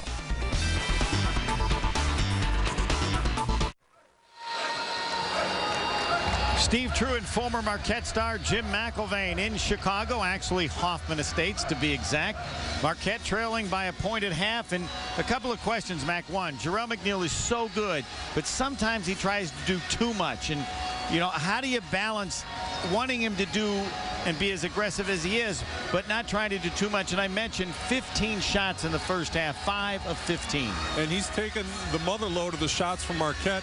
Dominique James deferring to him. Even Wesley Matthews, who's been very solid so far this season, deferring a little bit to Jarrell. And I think you've got to give some credit to the Dayton perimeter players really stepping up their defensive pressure. They're taking the hit at the other end of the court offensively and handling Marquette's defense just fine, and they're giving it right back to him at the other end. The numbers close as you would expect in a one-point game. We had a number of turnovers early, but that ended. Both teams with 7 in the first half. As far as the rebounding, it was close, 21-20 to Marquette, 8 offensive rebounds. But I'll tell you what surprises me about the rebounding. Marquette has Dwight Burke, Wesley Matthews, and David Kubian. Between the three of those guys, just 1 rebound, and they played almost 40 minutes of basketball. You understand when Dayton has a lot of guys with 1 rebound and they're playing 7 or 8 minutes, those guys are playing extended minutes. They've got to get more production from them on the boards. Marcus Johnson quiet because he got an early foul trouble. They've been trying to go inside on Marquette, and they do it this time and miss way too hard. Dwight Burke helping his rebounding average there, picking up the easy air ball. Marquette could get the lead. The fake by James, hands to Hayward. He'll kick and throw it away. I think there was Dwight Burke there inside, but there was nowhere really for Hayward to get it to him. The angle wasn't real good. Well, Dayton did a good job of collapsing in the lane. 3 red shirts around Lazar Hayward, but when he dribble penetrated, he didn't have any good passing angle options. Wesley Matthews stopped short on the perimeter and ended up getting a pass behind him. Little inside to Hillsman. They did this at the start of the game. He gets a layup. And sometimes when you're a big guy and your confidence is waning a little bit, you got to take those baby steps, and that's what Hillsman's doing. You know, getting the shots that he's comfortable taking close to the basket, high percentage shots, and knocking them down. Burke comes out, Hazel in. Dayton pulling a Marquette on Marquette, deflecting the pass, trying to make the steal in the backcourt. Warren will work against Dominique James. James goes by him with a left hand. Almost like he was trying to create some contact there. A little too much contact coming across the lane. Hillsman just picked up his 3rd foul. He knows he's coming to the bench. Yeah, well, you know, it's tough because he's playing hard, he's playing strong and physical. Good things are happening for him at the offensive end. Carries over to the defensive end, and sometimes you just push the envelope a little too much, and the referees say, hey, time for a break. James along the baseline, better hurry. They go inside, and it's knocked out of bounds. And it's been feast or famine for Marquette on those baseline out of bounds plays, either really easy or really difficult to get the ball in. The alley-oop, catch and shoot. McNeil had it, rimmed off. Tough luck. He's had a couple of those. Dayton the other way. The lead is 3, and the stuff by Wright. Again, Wright doing an outstanding job. Aggressive finish at the basket. Great skills for a guy 6'8" in the open court, handling the ball and finishing at the hoop. Jarrell McNeil counted in a foul, taking on all 5 of the Flyers. 14 now for McNeil. I'm just about to say, can't try to do too much. And you see Chris Wright coming down here, handling, crossing over, freezing Jarrell McNeil on the perimeter, and only one guy back from Marquette to help, Pat Hazel, and he's occupied down in the low block. He's got his hands full with Devin Searcy. Marcus Johnson comes out. Searcy in for Dayton as Jarrell McNeil with 14, but it's taken him 17 shots. And tough luck. He's had a number of shots, and that free throw just pops out on him. Marquette down 3. The deficit was 1 at half. Inside to Searcy, and a foul on Marquette trying to help out. He's everywhere. Jarrell McNeil. Again, they got it inside this one. Explain the defense, Matt. I'll tell you, it was an awfully late whistle. It looked like the official waited to see if the ball was going to go in before he made that call. Jarrell McNeil came late, but he came over and just established his position on the edge of the lane to try to keep an easy layup from happening. And he took the hit, but apparently the official felt that he didn't give Searcy enough room to come down off of that shot, and therefore getting the block call. Searcy's first point of the game. He's now 2 of 3 free throwing on the season. Buzz Williams 5-0 at Marquette, his first season. The Chicago Invitational. The side spin on that foul shot. Yep. They get the rebound. Little strong to the hole and misses, and we're going to get a foul on Marquette, and they're looking at Lazar Hayward. And in terms of energy, you'd have to give the first minute and a half to Dayton, Matt. Absolutely. They came out with the aggressiveness they needed at the start of the second half to really put it to Marquette. That time, it looked like Lazar Hayward was just trying to avoid contact, cowering down as he saw Little coming to the basket. Didn't expect the whistle to be blown. I actually thought there might have been an over-the-back call as Wright came thundering down the lane, aggressively trying to get the offensive board. Instead, that foul is on Hayward. And this is all the follow off the missed free throw by Searcy. So they end up getting a 3-point play out of it. They get one of the 2 from Searcy. Little gives them both. He's got 7, and Marquette's 1-point deficit. They're now down 6.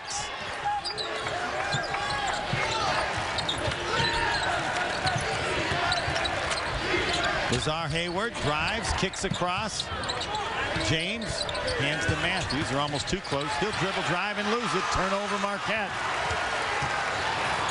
Steal by Dominic James. Mac. Whoa! Nothing happening there. A little surprise that time. Dominic James usually turns on the afterburners, and there's no looking back. But London Warren.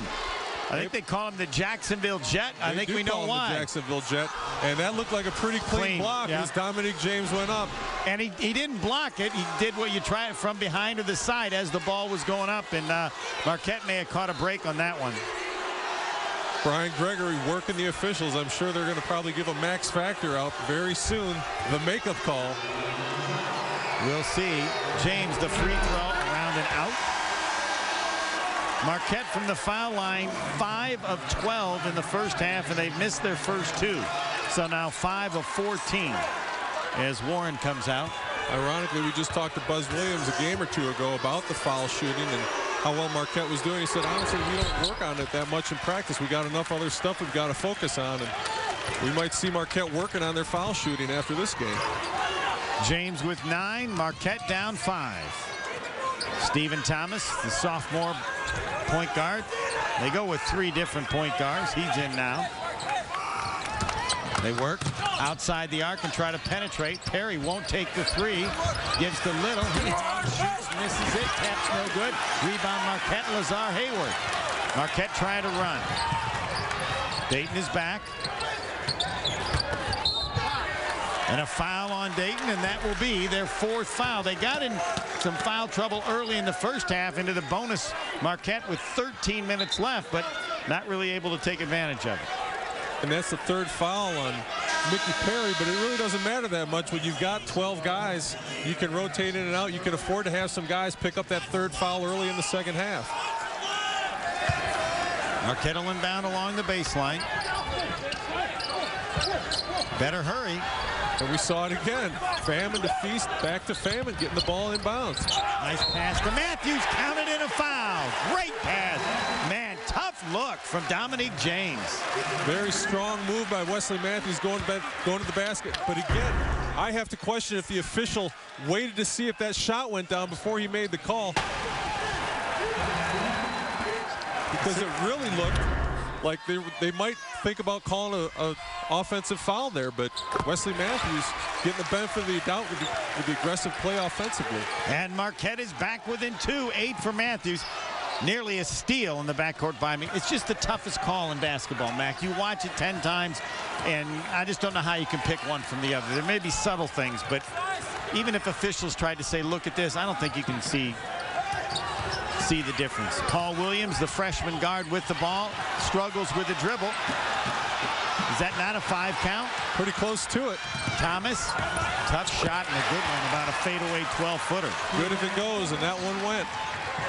Back at the other end, steal by Dayton and Chris Wright, and they got 5 on 4 as Wesley Matthews is back. Thomas, and that's going to be a foul on Marquette. Counted and a foul. The ball dropped through. Thomas, who had a career-high 8, bailed him out at the point guard spot in their win over Auburn in overtime. 4 already here in the second half. Marquette got within 2. They're down 6, and Thomas will try the three-point play. But I go back to Chris Wright's physical play, keying that up for Dayton to get down to the other end of the court.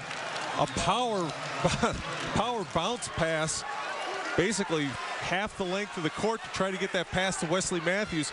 Chris Wright not only there to pick that pass off, sacrifices his body, takes out Wesley Matthews. Wesley Matthews almost takes out the referee. Meanwhile, Dayton's off to the races the other end of the court. Been a game of runs here in the second half. The officials are going to come over. One is keeping the ball close to his face, disguising what he's trying to say. It looks like they want a replay. Well, I don't know if they want to check to see if the basket counts or who the foul's on. I mean, the foul's on Lazar Hayward. We know the official's going to the video. Marquette 5-0, Dayton 5-0, and both teams will be back in action on Tuesday. Marquette is at home against Central Michigan. Dayton is at home against Troy. How often you hear coaches say that first 5 minutes of the second half, the energy would have to go to Dayton. Marquette had the run, and Lazar, yep. Chris Wright knocked down. Again, Chris Wright just taking people out left and right with physical play. And it's not like Marquette hasn't seen this in past years in Big East play, and they're not going to see it this year again in Big East play. They're going to see physical players every time they set foot on the court. Dayton's just out-muscling them, out-manning them right now.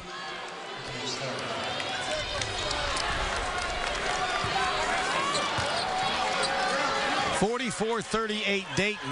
Thomas will go to the line. Sophomore out of Indianapolis. Lowry's going to come back. They get the three-point play. Lowry, the junior college transfer. The junior, his first year at Dayton, had 11 in the first half. And now the Dayton fans being heard from is Marquette got to 40-38, and now a 5-0 run by Dayton.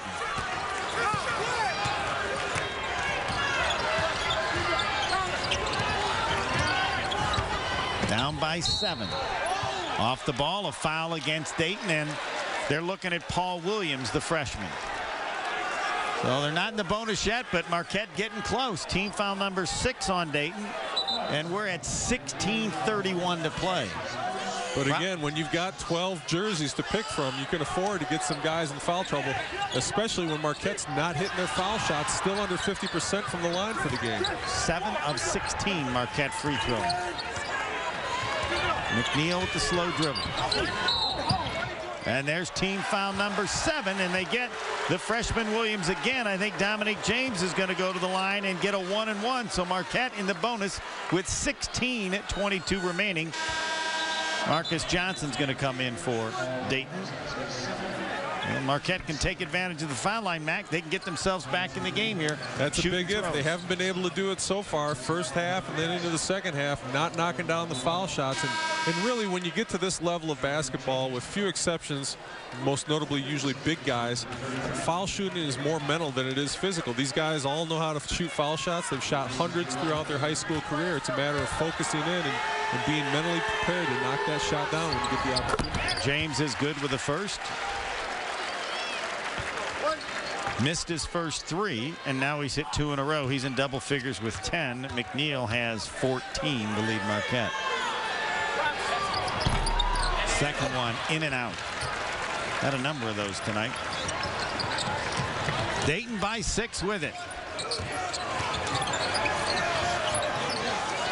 Wright against Matthews. Wright knocks him down, goes to the basket. The follow by Johnson is good. And that's Kurt Johnson.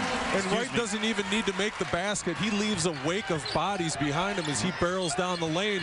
And the only guys left standing are Dayton guys that can come in and crash on the boards. Excuse me, Chris Johnson. I think I said Kurt. Butler to the basket. Shot blocked. Marquette will keep it with Wesley Matthews. And Matthews trying to dunk. Chris Wright trying to block. Wesley Matthews will go to the line and shoot 2. And you are right, Mac. Chris Wright has been the sheriff here in the second half. Absolutely. Both ends of the floor. You see him coming down, taking down one guy. There goes another.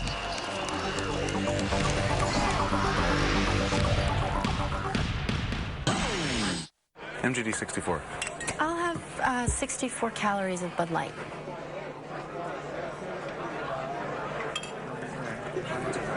$12 ounces, 64 calories. MGD 64. As light as it gets.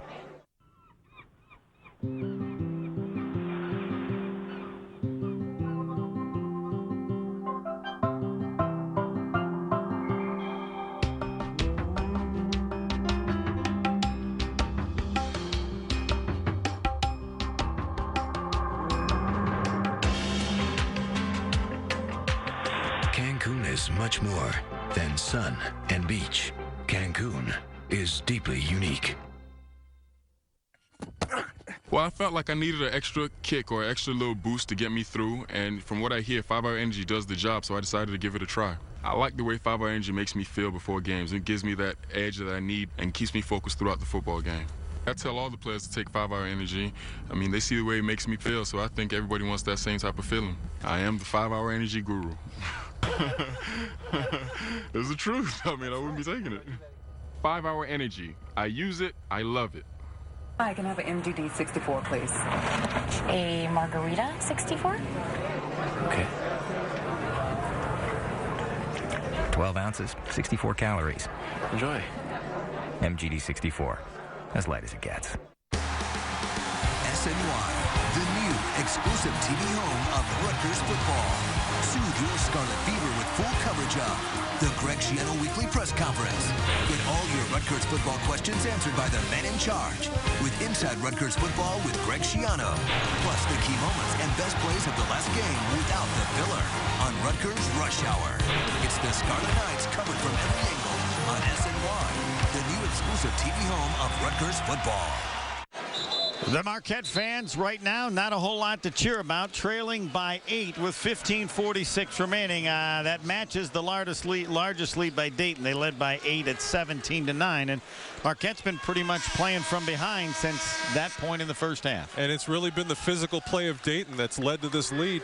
How many times can you say a team's got 21 fouls, 5 guys with 3 fouls, and I don't consider them in foul trouble. They're 12 deep. And the worst of all for Marquette, Chris Wright only has 2 fouls.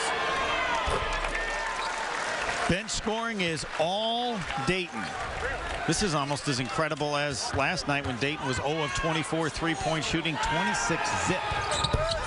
And Marquette hasn't been relying too heavily on their bench for scoring so far this season, but at the same time you expect a couple of bones getting thrown those guys' way, and it's just not happening. Matthews with 10, Marquette down 6. James fighting with Lowry. Lowry goes by him and lays it up and in. Another dribble penetration layup by Rob Lowry, the junior college transfer. His career high now up to 13. And with the way Dayton shot 3-pointers last night, you'd think Marquette would be sagging off their outside shooters trying to help more on that dribble penetration, but it's not happening. James took them all the way to the hole and then just missed the no-footer. Dayton by 8 with it. Right against Hazel, and a charge, excuse me, was not right. That was Devin Searcy. He picks up the foul. That's his third, so Dayton now with 6 players with 3 fouls. But again, not too much foul trouble for them. Even with 15 minutes to go, they've got a lot of bodies they can go to. Hazel getting the call that time. Maurice Acker comes in. And David Kubian out. 49-41 Dayton. Still a ton of time left. And you can just see from the body language on both of these teams, Dayton, the team right now, really pushing the issue physically, really coming at Marquette, and Marquette just not responding. Matthews liking the matchup to the basket. The shot's blocked by Fabrizius. Another shot, and Wesley Matthews is going to shoot 2. As they call, I think, the foul on Luke Fabrizius, the 6'9" freshman from right here in Arlington Heights, Illinois. You call it, Matt. Wesley Matthews staying physical. He's not getting any help from his teammates when he's attacking the basket, but he's not going to give up no matter how many red shirts are around him. He's staying with it. His aggressiveness and dedication to getting that basket scored leads to the foul shots. Fabrizius got ball, but got some arm as well. Searcy out and right back in. Yeah, they got a ton of players with 3 fouls. 10 team fouls on Dayton in the first 5 minutes of the second half. Matthews red hot from the line, 5 of 5 here in the second half. Marquette within 6. 12 for Matthews. Lowry will try the 3 and hit it. James went under the screen and paid. He is simply on fire. 16. For a guy that was shooting 18% from 3-point range coming into this game. 9-point lead. McNeil hands it to Matthews, who lays it up and in. Good vision, Matt. Great job that time, drawing the defense in. Easy bunny layup for Wesley Matthews after Dayton collapsed on the dribble penetration. Matthews and Wright fighting inside Lowry. Right, wild shot. They must go in some of the time. Well, even when they don't go in, there's a lot of times they create opportunities on offensive rebounds for other Dayton players. Jarrell McNeil with a quick 3, in and out, and a foul on Lazar Hayward. And he just picked, I think that's 4 on Lazar Hayward. So that kills Marquette in a couple of ways. The quick shot, and Hayward picks up the foul. There's Lowry. He did have 9 in a previous game. That was his career best in his first year at Dayton, and he may have better ones, but in his short time there, this obviously is best. And Marquette's rushing their offense hurts them in 2 ways. They don't get a good look at a basket, and at the same time, they pick up a foul on a player they desperately need to maintain some presence down to the low post. Perry to Fabrizius. He misses the 3. Great block out by Jarrell McNeil so Kubian could get the rebound. Marquette down 7. McNeil in the lane, tries to hand it, then gets it back and loses it again. Dayton has the ball. He's looking for Matthews. Right up over the top of Acker, and you're going to see that one countrywide. Maurice Acker looked like he was going to come in and try to take that charge, and then thought differently. And to be honest with you, even if he stood in there and tried to take the hit, I think he would have gotten cleared by Chris Wright. He elevated so much.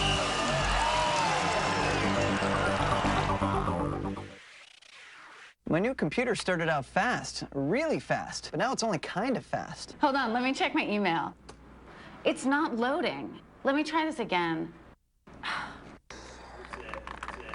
This game should be a lot faster. Mom, this internet connection is so slow. I love my computer.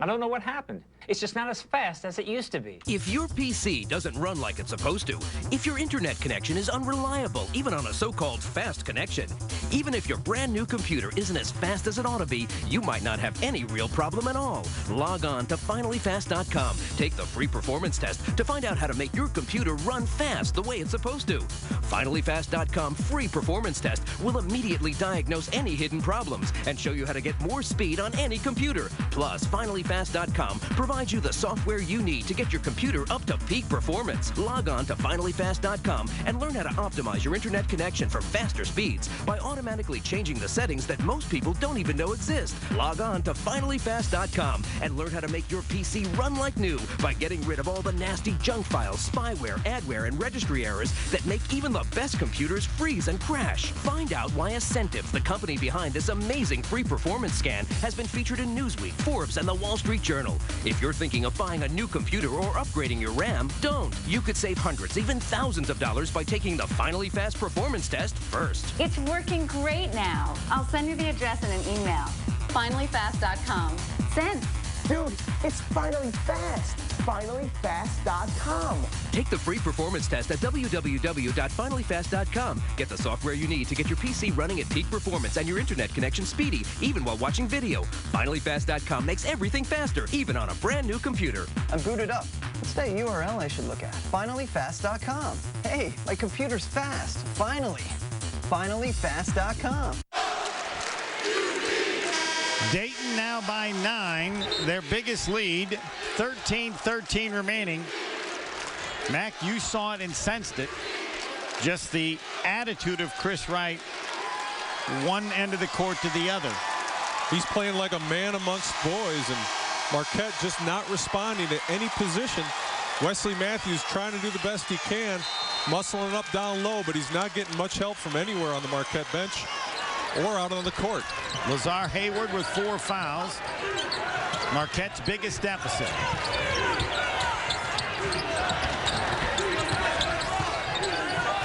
Acker at the point.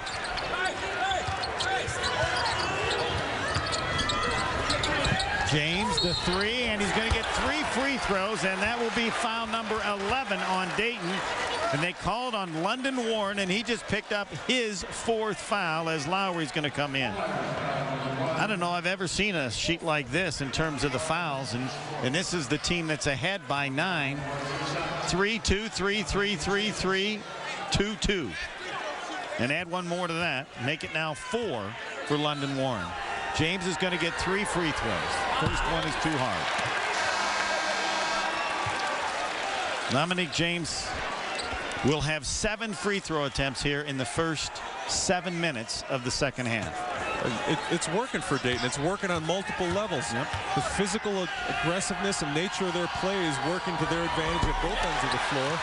And at the same time, they're sending Marquette to the line. Marquette's not taking the easy free throws and capitalizing on them. Marquette still, well, we'll get the stat here in a second, but they're pretty close to 50%. Wesley Matthews helping out with 5 of 5, but here in the second half, third one is good. James gets 1 out of 3. He's got 11 points. Marquette down 8, 12:51 remaining, and Lowry would like someone to inbound the ball. Hillsman will come down. He's got 3 fouls. If you don't have 3 fouls, you're not playing for Dayton. Certainly plenty of time for Marquette to get things going here in the second half, but the tone of the game right now isn't playing to their favor. Lowry with 16, guarded by Kubian at midcourt. Chris Johnson against McNeil. Into Wright. Marquette with a quick double team. They got 12 to shoot. They dump it in. Hillsman against Burke.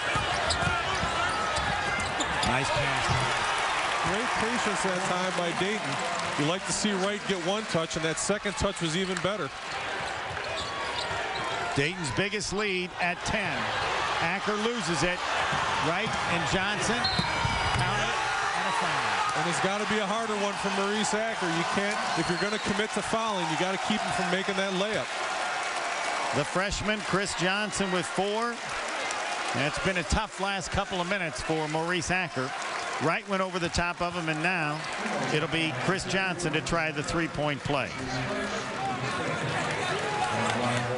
The deficit grows. Dayton by 12. 13. Chris Johnson, freshman out of Columbus, now with 5. Marquette against some loose full court pressure. Still 12 minutes to go.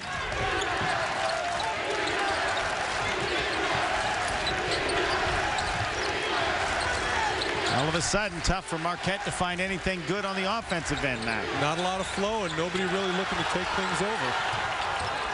Matthews against Wright, triple team.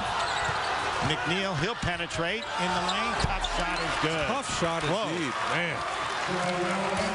Coming down the line, too. Said once, if you got to make those shots to win, it's going to be a tough night. They got to find something better. Lowry, that'll be a layup. And Dwight Burke came down to help, but that left David Kubian and Maurice Acker to fend for themselves against 6'10" Kurt Hilsman. They're not going to get that job done. Acker in, back out. McNeil, he misses the 3. Dayton the rebound and Wright. Perry, another layup. Just too easy at this point. Baskets are coming way too easy. Buzz Williams wants to take a timeout and talk things over. Expect to see some changes in the lineup.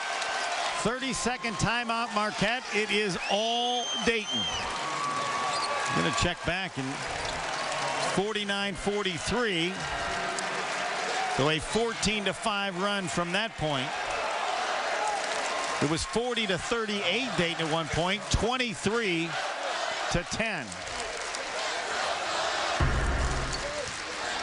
And you see the dribble penetration by Jarrell McNeil. As tough a shot as he's made this season, and that's all Marquette's capable of getting at this point. And Dayton at the other end is getting layups. A layup from Hilsman off the pass, a layup from Chris Johnson.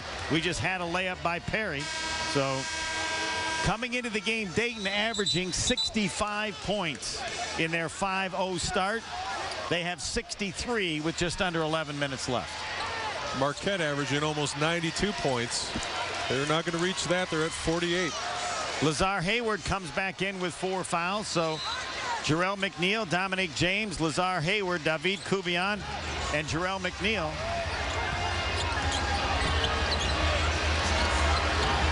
Marcus Johnson all over McNeil. A kick by Lowry as they were posting up. They like the McNeil matchup inside on Marcus Johnson. 15-point Dayton lead. The lead was Dayton by 1 at half. Huge run here in the second half. Marquette's got a big deficit. I'm Steve Overmeyer. Tonight on Geico Sports Night, the latest on Plexico Burress. The Giants receiver accidentally shot himself in the leg last night outside a Manhattan nightclub. He was released with non-life-threatening injuries. Sources tell SNY Burress does not have a permit to carry a handgun in Manhattan, and an arrest is likely. We'll have much more information on Geico Sports Night after the basketball game. Keep it on SNY for all the latest info.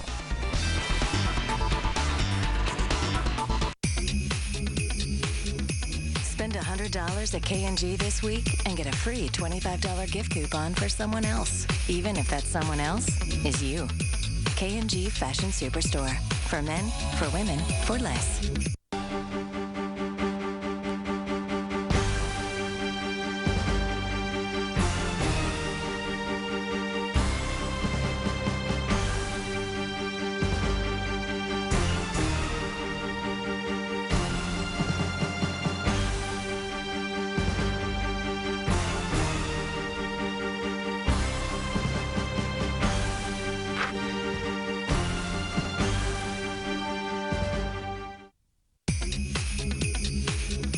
Spend $100 at K&G this week and get a free $25 gift coupon for someone else, even if that someone else is you. K&G Fashion Superstore. For men, for women, for less. The rumors. The trades. The free agent.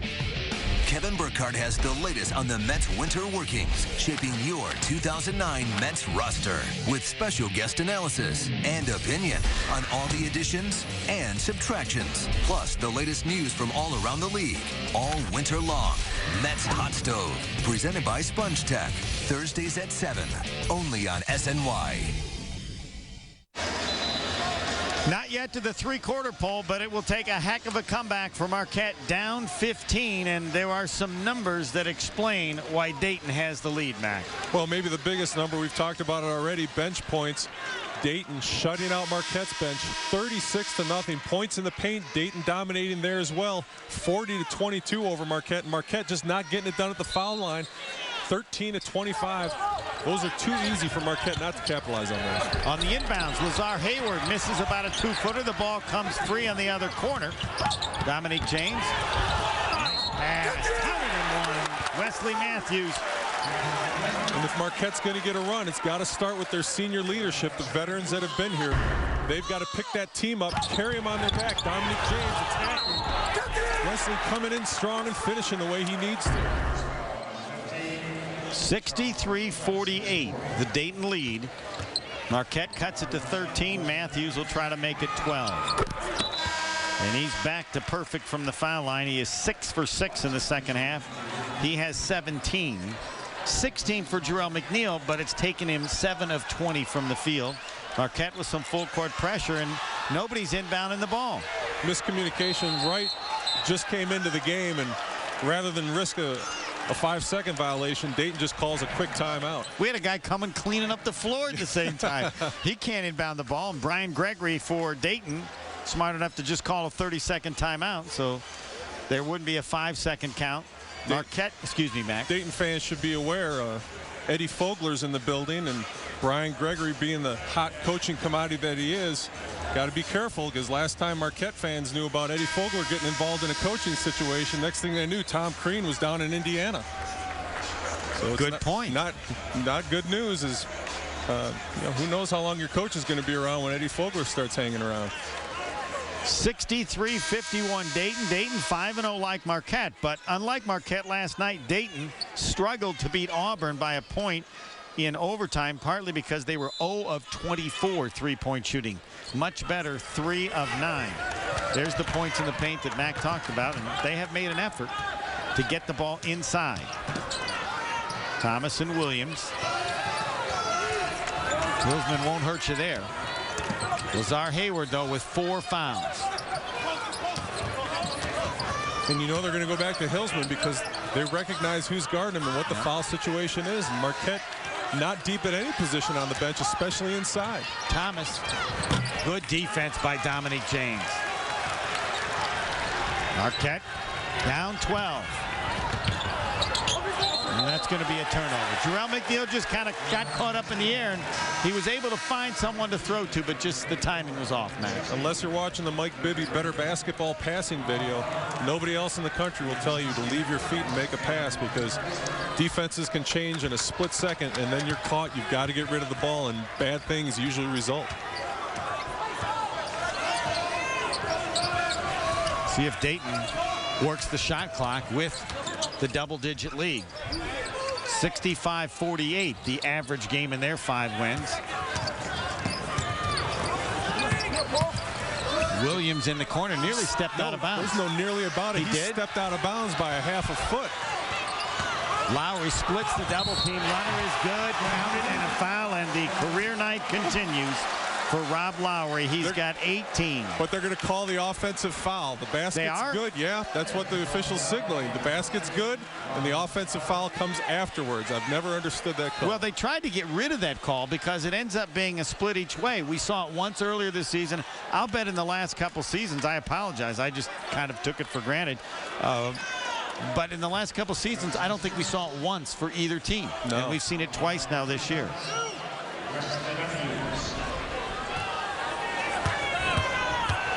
I don't know. I think the number we gave you for the fouls might have been a bit inaccurate. We got to get that back. They got 24. Marquette, I think, has got 15. 65-52. And here's the thing. Lowry gets the basket. And then you come at the other end.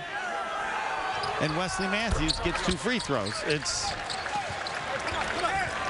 You can explain it, man. It's one of the mysteries of basketball. Well, that's why they've tried to eliminate it. Yep. Either it's a foul or a basket and one. Marquette back to within 12. Lowry does get the hoop. He's got 18. Right. Johnson. 0 for 24. Not tonight. Chris Johnson with 8. But they're doing exactly what they need to. Dribble penetration, drawing the defense in. And Marquette that time wisely, I think, collapsing on dribble penetration, given what Dayton did from the three-point line last night, but Dayton making them pay that time, knocking down the shot. Trying to draw a charge on Wright. Wasn't called, and Chris Johnson hit the 3. So it's back to a 15-point lead. Hayward misses. Chris Johnson the rebound for Dayton. Under 9 minutes left. Hayward just fouled out of the game. Unbelievable. And certainly not the foul that he wanted to commit. Didn't even try to do that, but just got tangled up.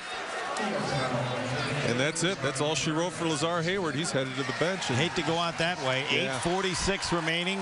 Dayton leading Marquette 68-53. And Lazar Hayward fouls out. First half, 5 points and a foul. Second half, no points and 4 fouls. So he will finish with 5 points. And that's for a player that coming into the game was averaging nearly 20 points and 10 rebounds a game. Got to give some credit to Dayton tonight. They did a good number on Lazar Hayward. Marquette is still yet to get a single point from the bench.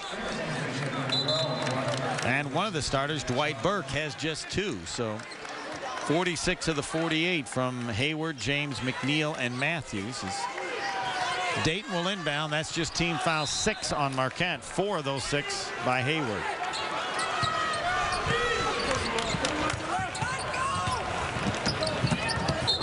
That might be Marquette ball. Yep. I believe it was. Off of Marcus Johnson. He deflected it. Then it went off of Marcus Johnson, and Marquette gets it back, and they're going to need more of that. Down 15 with 8:39 left. They're going to need that pretty much every time they get down the court at this rate.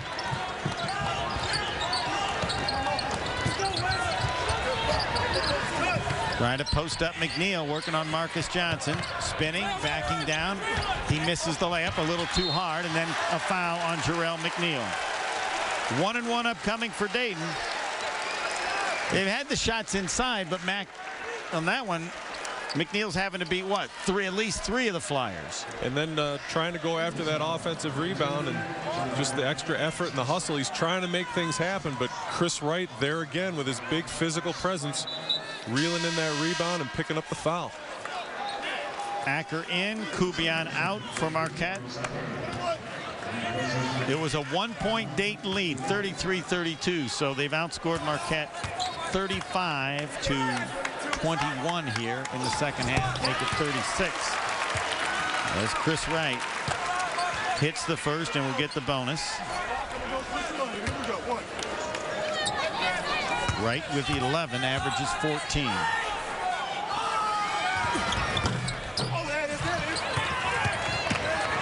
Lead is 16 off the miss. Wesley Matthews rebounding and running. McNeil will try a 3. Nope, way too hard. No one even there to really contest the shot. Almost too easy of a look. Lowry. I think that was an alley-oop, and that's going to be Dayton ball at midcourt as Maurice Acker touched it last, and we're going to get a break. All Dayton. They led most of the first half. It was a 1-point lead at half, but they have owned the second half. Marquette will need to come from 16 down.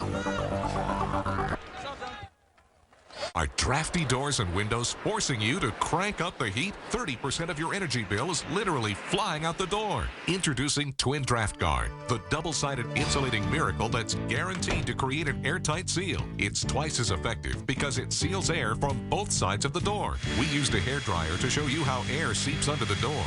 Install the Twin Draft Guard to create an airtight seal. Nothing gets through. Patented Twin Draft Guard is so easy to install. Just slide it onto any door. It's that simple. Twin Draft Guard adjusts to any door or window. Cut the inserts to the length you need. Slip them into the cover and slide onto the door and close the door for a draft-proof seal. Door snakes need constant adjustment. What a pain! But Twin Draft Guard moves with the door. Twin Draft Guard seals almost any door gap on any floor, wood, tile, linoleum, and it easily glides on carpet. It works on windows too.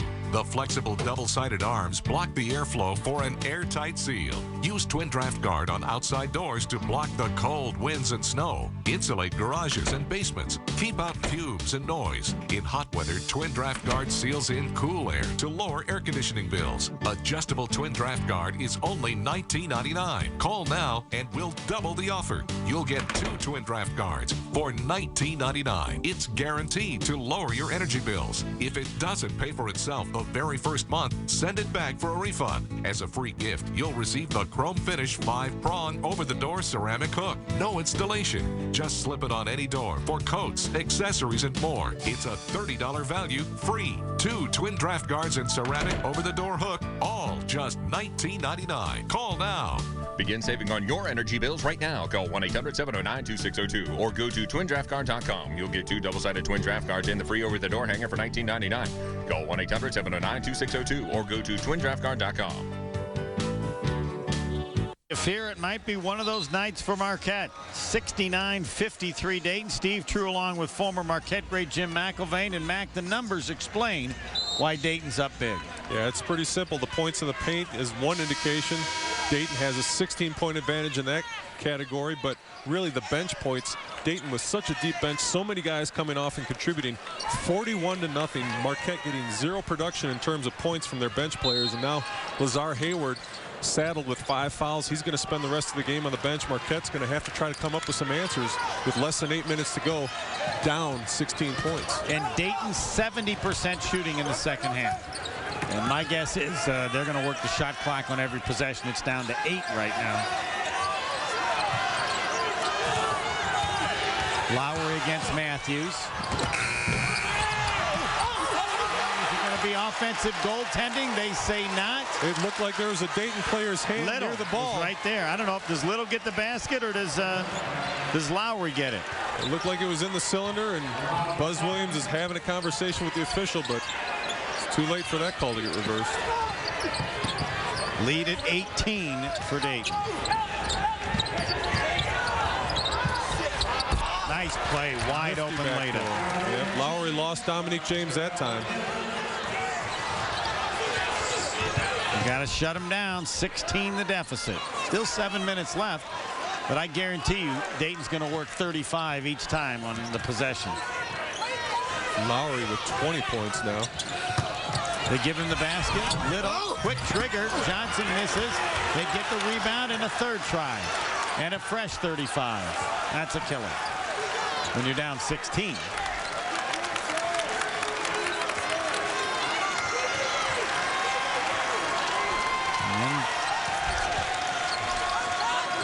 Now down to 6:30. And no real need for Dayton to force shots at this point. Everything just coming their way. Lowry missing, but they get the rebound, and they'll get 2 free throws. The foul on Jarrell McNeil.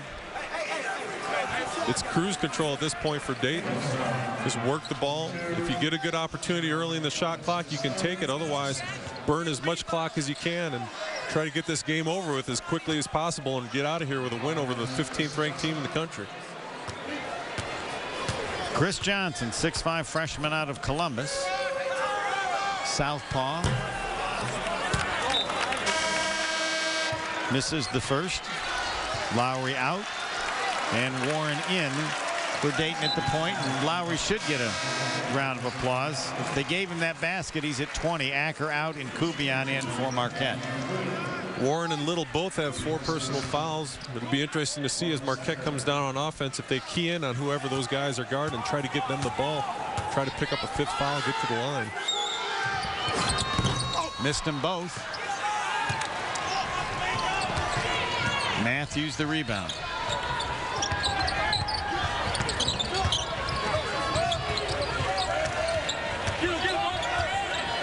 Marquette having to play in the half court, Mac, because no steals, no turnovers. Another Another great give from James, and Matthews with a layup. And that time it was Littles who was in the lane, but he didn't want to take a chance on a foul, just kind of stood his ground and made Marquette make the shot. Kubian called for the foul. 1-1 for Dayton with a 14-point lead as we check the Marquette bench, and they have not been in this situation prior to tonight this season. We see the dribble penetration there, and Little just holding his ground, not trying to foul, not trying to block the shot, stay on the court, burn some clock, and Marquette gets 2 points out of it. Both teams will be in the super bonus on the rest of the way. 1-1 here for London Warren. He misses. So they're helping. 3 free throws in a row they've missed. Marquette down 14. James, long 3, wide left. He gets his own rebound and lays it up and in. Okay, then. Initially, I was going to say not such a good shot, but hey, maybe run that play again next time down. Here's a steal by Matthews with Little back. Matthews, he's fouled. He'll shoot 2, nearly counted in a foul. How quickly Marquette can get to 10. Dominique James early in the offense taking the quick 3-point shot. Pretty errant shot, but he followed his own shot, got the rebound. Nobody there to check him, box him out. Scores on the putback, and then Little trying to stop the break. He was walking the line that time. You don't want to give the easy layup up, but you got 4 fouls. He had a little too much body contact, and that was his 5th foul. He's going to the bench. There may be a lot of that for Dayton. Mickey Perry in the game. Marquette down 12. Matthews, who is 8 of 8 free throwing in the second half. He's got 21 points. That's right at his average. But again, Marquette's bench has not scored a point. Dayton's at 41 and counting. If you're wondering who that would include coming off of Marquette's bench tonight, that's Kubian, Acker, Jimmy Butler, and Pat Hazel. Matthews could get Marquette within 10. In the last couple minutes, they've gotten better shots than all game long. A couple layups off the dishes from McNeil, or excuse me, from Dominique James, as Matthews continues the free throw run. Acker in and James out. I think Dominique James will get one little last break here before he goes the distance. Second one, and Marquette within 10. They're down by 15, 16 just moments ago. And Marquette committing the foul. Kubian up quickly as if he meant to foul London Warren as soon as he got his hands on the ball. Warren, a 57% free thrower. When they did it before, it was just team foul 9, so it created the 1-and-1. Warren missed it. He's missed his only 2 free throws. This now puts them in the super bonus.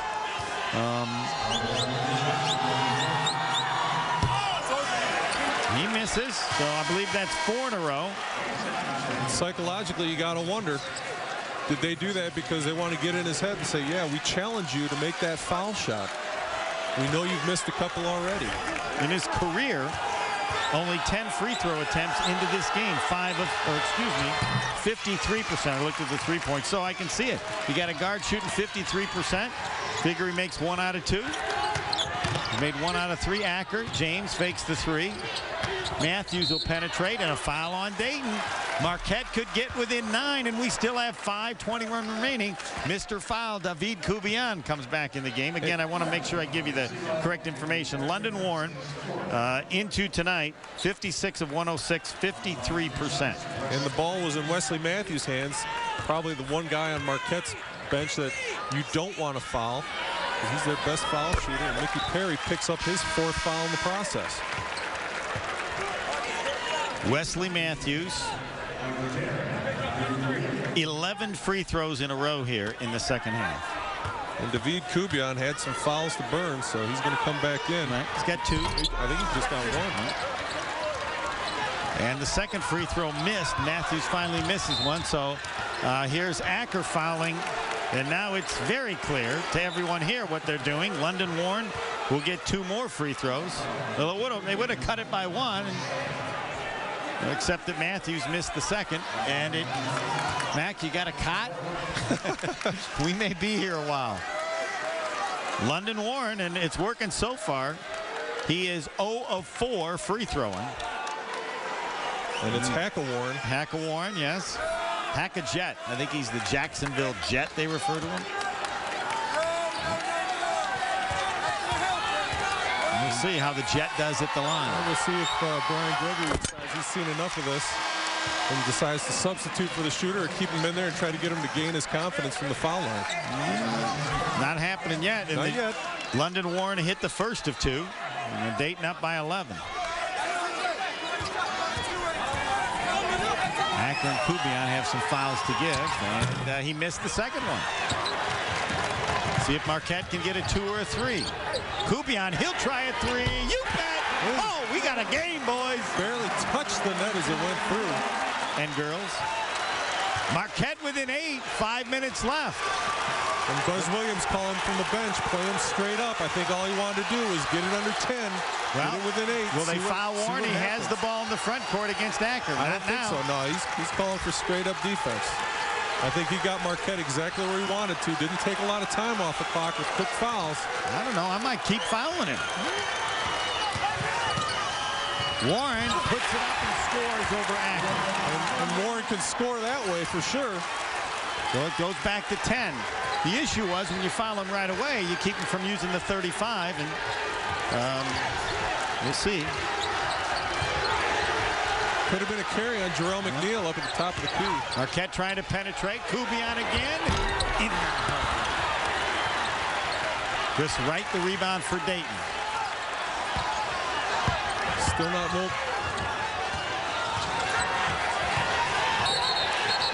Well, we got a timeout, looks like. Timeout Dayton. Like Brian Gregory was going to run down out of the gym.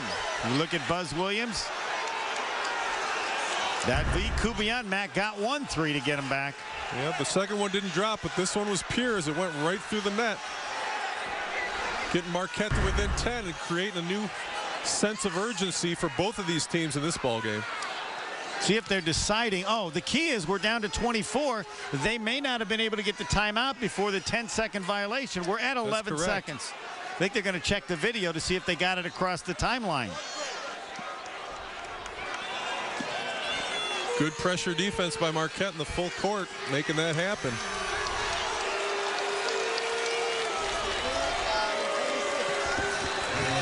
Now they're going to say 4:05 and 26. Perhaps the clock kept running after the timeout was called. They're not going to the video.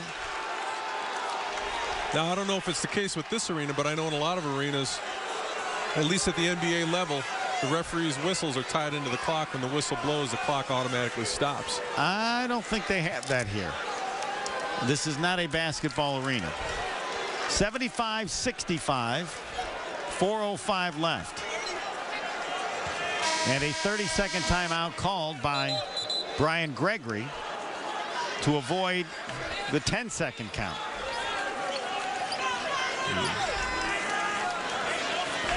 If it was a 2-point game, we'd probably check the video ourselves. 3-point shooting, Dayton 0 of 24 last night. The worst 3-point shooting in the history of NCAA Division I basketball. And they still won. Lowry has it. He's handling the ball, not Warren. Under 4 minutes. Wright has it stripped away, and they're going to call a foul on Jarrell McNeil. He thought he knocked it clean. Wright's going to get a couple free throws. Marquette's got a chance, but running out of time. Down 10, Dayton to shoot a couple when we return.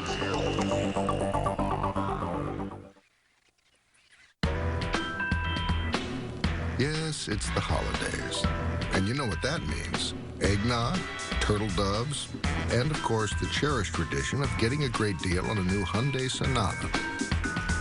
With America's best warranty and great fuel economy to help make the season even more jolly.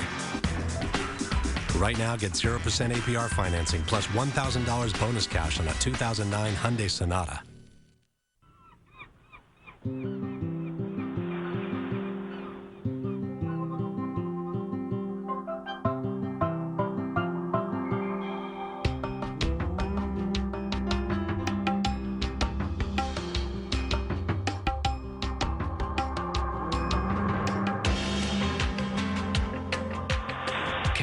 is much more than sun and beach. Cancun is deeply unique.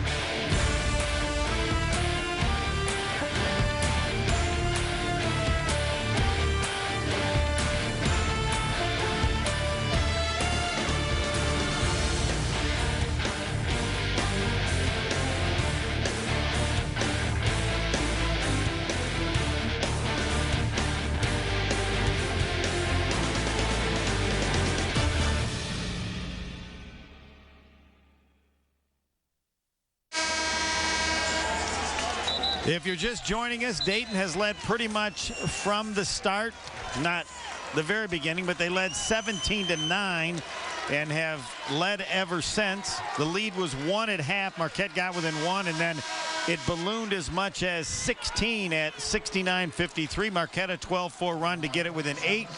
Dayton got the last basket. Mac, the bench is no longer 0. Kubian's 3 changed it. Yeah, David Kubian, 2 threes in the second half late here. One of them dropping, so Marquette now has 3 bench points to the 43 the Dayton Flyers have already put up. And it's not that Marquette's bench had been taking a lot of shots and missing. Before David Kubian took those threes, Jimmy Butler was the only other bench player from Marquette that even attempted a shot in the entire game. So most of the production coming, virtually all of it coming from the starters because they're the only ones taking the shots. Wright hits both free throws for Dayton, and their lead is 12. And the amazing thing about Wright is that he's played so physical and so aggressive, yet here he is late in the game with just 2 fouls. McNeil trying to post up out to James. He'll try the 3. Nope. Marquette going very small, 3 guards. Dayton the other way, and the ball goes out of bounds. Dayton will inbound. Marquette running out of time. 3:38 left, trailing by 12. They got it within 8, but now 4 in a row by Dayton. And Maurice Acker saving a breakaway 3 on nobody that time, knocking the pass out of bounds. Buzz Williams fouling London Warren, helping Marquette to get back. They got inside 10, and you assume Brian Gregory, Max, going to go 35 or close to it on every possession. Just now we're down. They're going to be close to 3 minutes when this possession ends. And Marquette not pushing the issue, stepping up and starting that 5 count. David Kubian staying a safe distance away. Lowry didn't get that one, the NBA 3, and Acker just threw it away, trying to get it for Kubian. I don't think Wright's going to wait. I don't think he's going to stop. No, he's going all the way. Thank you. Yep. Marquette down 12. McNeil in the lane to the basket. He missed the layup. Got caught underneath, hit it on the bracket underneath. And again, Wright was involved in that play. Some body contact between the 2 players as McNeil was slashing to the basket, but the officials didn't see enough to warrant blowing the whistle. 2 free throws upcoming for Dayton. Marquette down 12. Jarrell McNeil, 16 points, but it's taken him 23 shots. Wesley Matthews, phenomenal from the foul line, leading Marquette with 24.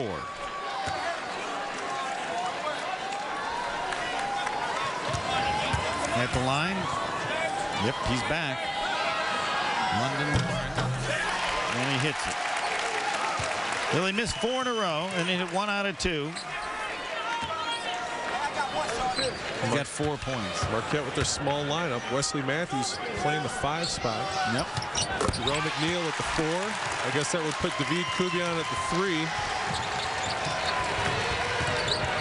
Marquette down 14. James, incredible one-hand bank. That's the stuff all conference players are made of. All-American Dominique James gets it done.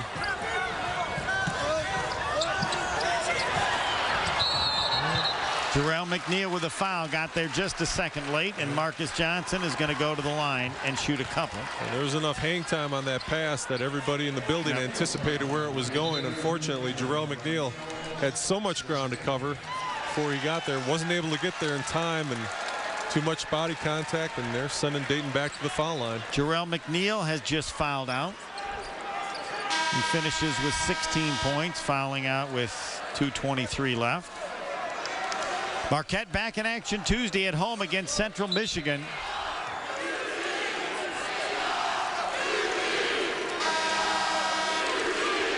Look at the numbers. 64% shooting by Dayton in the second half, 16 of 25. Marquette hasn't been bad at 9 of 21, but Dayton now on the game, 55%, 40% three-point shooting. The only problem they've had is at the line. And Marquette's been solid at the line in the second half, but that first half when they went 5 of 12, not even 42%, that hurts. That sends you into the locker room down when you could have been up by a few. 47 points now by Dayton in the second half. Make it 48.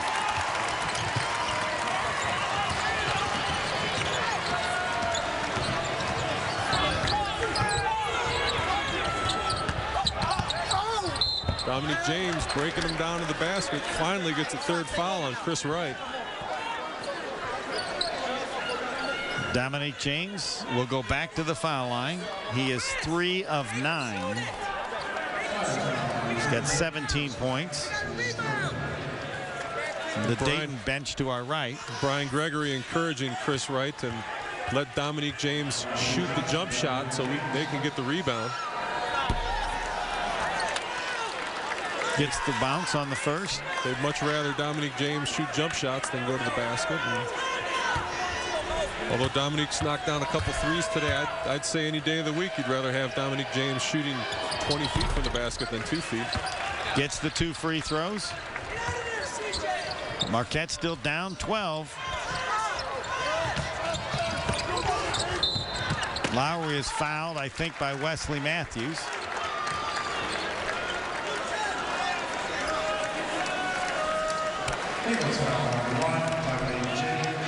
So Lowry's career game is going to continue. He'll try to add to 20. And when you look at the bench points for Dayton, he might not be on the bench much longer. No, he might not be, but well over half coming right from Lowry. Nobody else from the Dayton bench, even in double figures. Chris Johnson is the closest with 8 points. Lowry now with 21.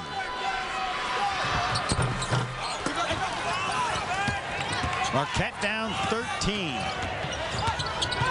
Matthews the full 94, and he will shoot a couple. Wright was just looking to swat one, and we're trying to draw the charge maybe as well. Marcus Johnson, I'm not sure whose fouls on Wright. Matthews will go back to the line. He can cut it to 11 with 2:06 left.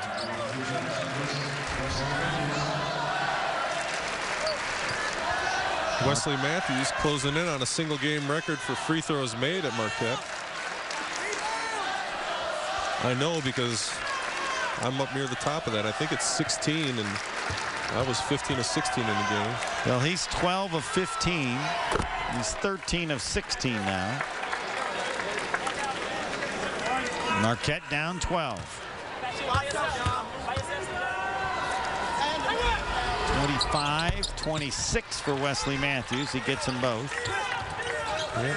Brian Wardle, Dean Meminger, and Rube Schultz all have 16 made free throws in the game. The double team on Lowry, and he beat it. Looked like they were going to get a steal. Now a foul by Jimmy Butler, and they're sending everybody's favorite free thrower, London Warren, to the line. We still got 1:58 remaining. A slow, painful second half for Marquette fans. They said this, if he makes one, it will be 50 points for Dayton in the second half. Missed his first 4, and now in and out. Well, 11, make a 3. We're at 8. It's always possible. Yep. Anything can happen. Anybody that watched Marquette lose to Xavier when they were up 5 points with 5 seconds to go and I was on the team knows anything can happen at any point in the game. Down 12.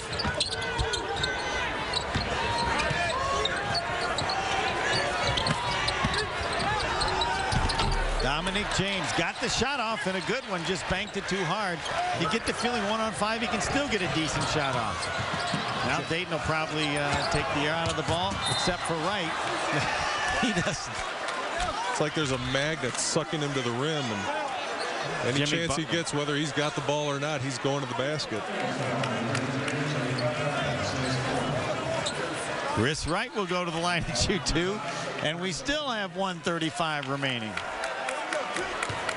Well, if Dayton wants to take the air out of the ball, they might want to stick Chris Wright in the corner somewhere. Hard to argue with anything he's done, though. Wright misses the first of 2. And it's not that he's really been dominant offensively. He's gotten double figures on his rebounds, but he's been so physical and such a presence down there. Marquette not very deep in their post play. Didn't have an answer tonight. Missed them both, but Dayton gets the rebound. Chris Johnson, the freshman, with it.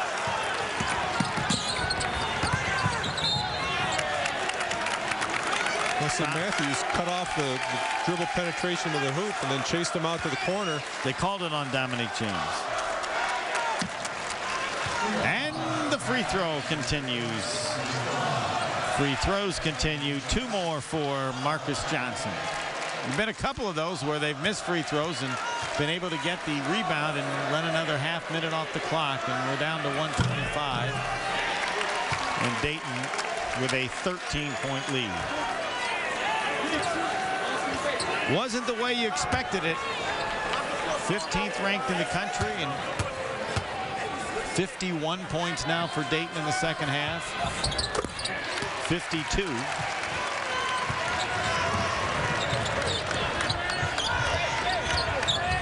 Marquette down 14. 25-footer by McNeil, no good. Acker gets the rebound. Inside to Matthews. To James. That's too hard. Matthews gets the rebound and lays it up and in. Marquette calls a timeout. Rebounds off misses. Just hit glass and nothing else. 30-second timeout. Marquette down 12.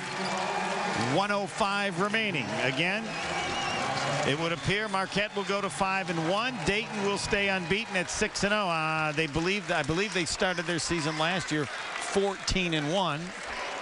Marquette will have Central Michigan Tuesday, and then next Saturday night we'll host Wisconsin at 8:30. Wisconsin on their home floor today, beating Milwaukee convincingly. Watched a little bit of that one on channelsurfing.net, and Badgers didn't seem to have too much trouble with the Panthers. No, it was almost like the Marquette-Milwaukee game. It was close deep into the first half, and then Wisconsin blew it open. Mac and I would like to tell all our friends and acquaintances we don't have tickets. That tells you how don't call, don't text, don't email. And we're going to get a foul on Dominic James.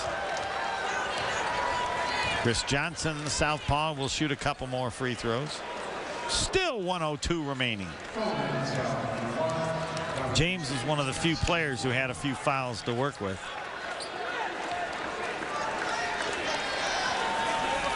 43-3. Our last stat sheet shows the bench. Yep. 0 of 24 seemed incredible last night. 3-point shooting by Dayton. And to me, the most amazing part, Mac, is they won the game. How many games do we see when you struggle 3-point shooting and that's enough? You go 2 for 12 or 14 and say that was the difference. Another team gets hot. Fortunately, I guess for Dayton, Auburn was almost as bad. And very disciplined from the three-point line in this game. It's not that they didn't take shots. They only took 2 in the second half, and they knocked down both of those shots, shooting 40% for the game from 3. Acker misses. There's one of the 4 players for Dayton that has the 40-inch vertical. Marcus Johnson. 38 or 39 of them right there. Yep. 40 seconds left. Dayton's going to win it and go to 6-0. And the Dayton fans, and they are incredibly loyal to their team. And let's be honest, Dayton's a whole lot like Milwaukee in the wintertime. Not a lot going on, so why not come down and watch the game? Another basket for Chris Johnson. Kubian will lay it up and in and give the bench another 2 for Marquette.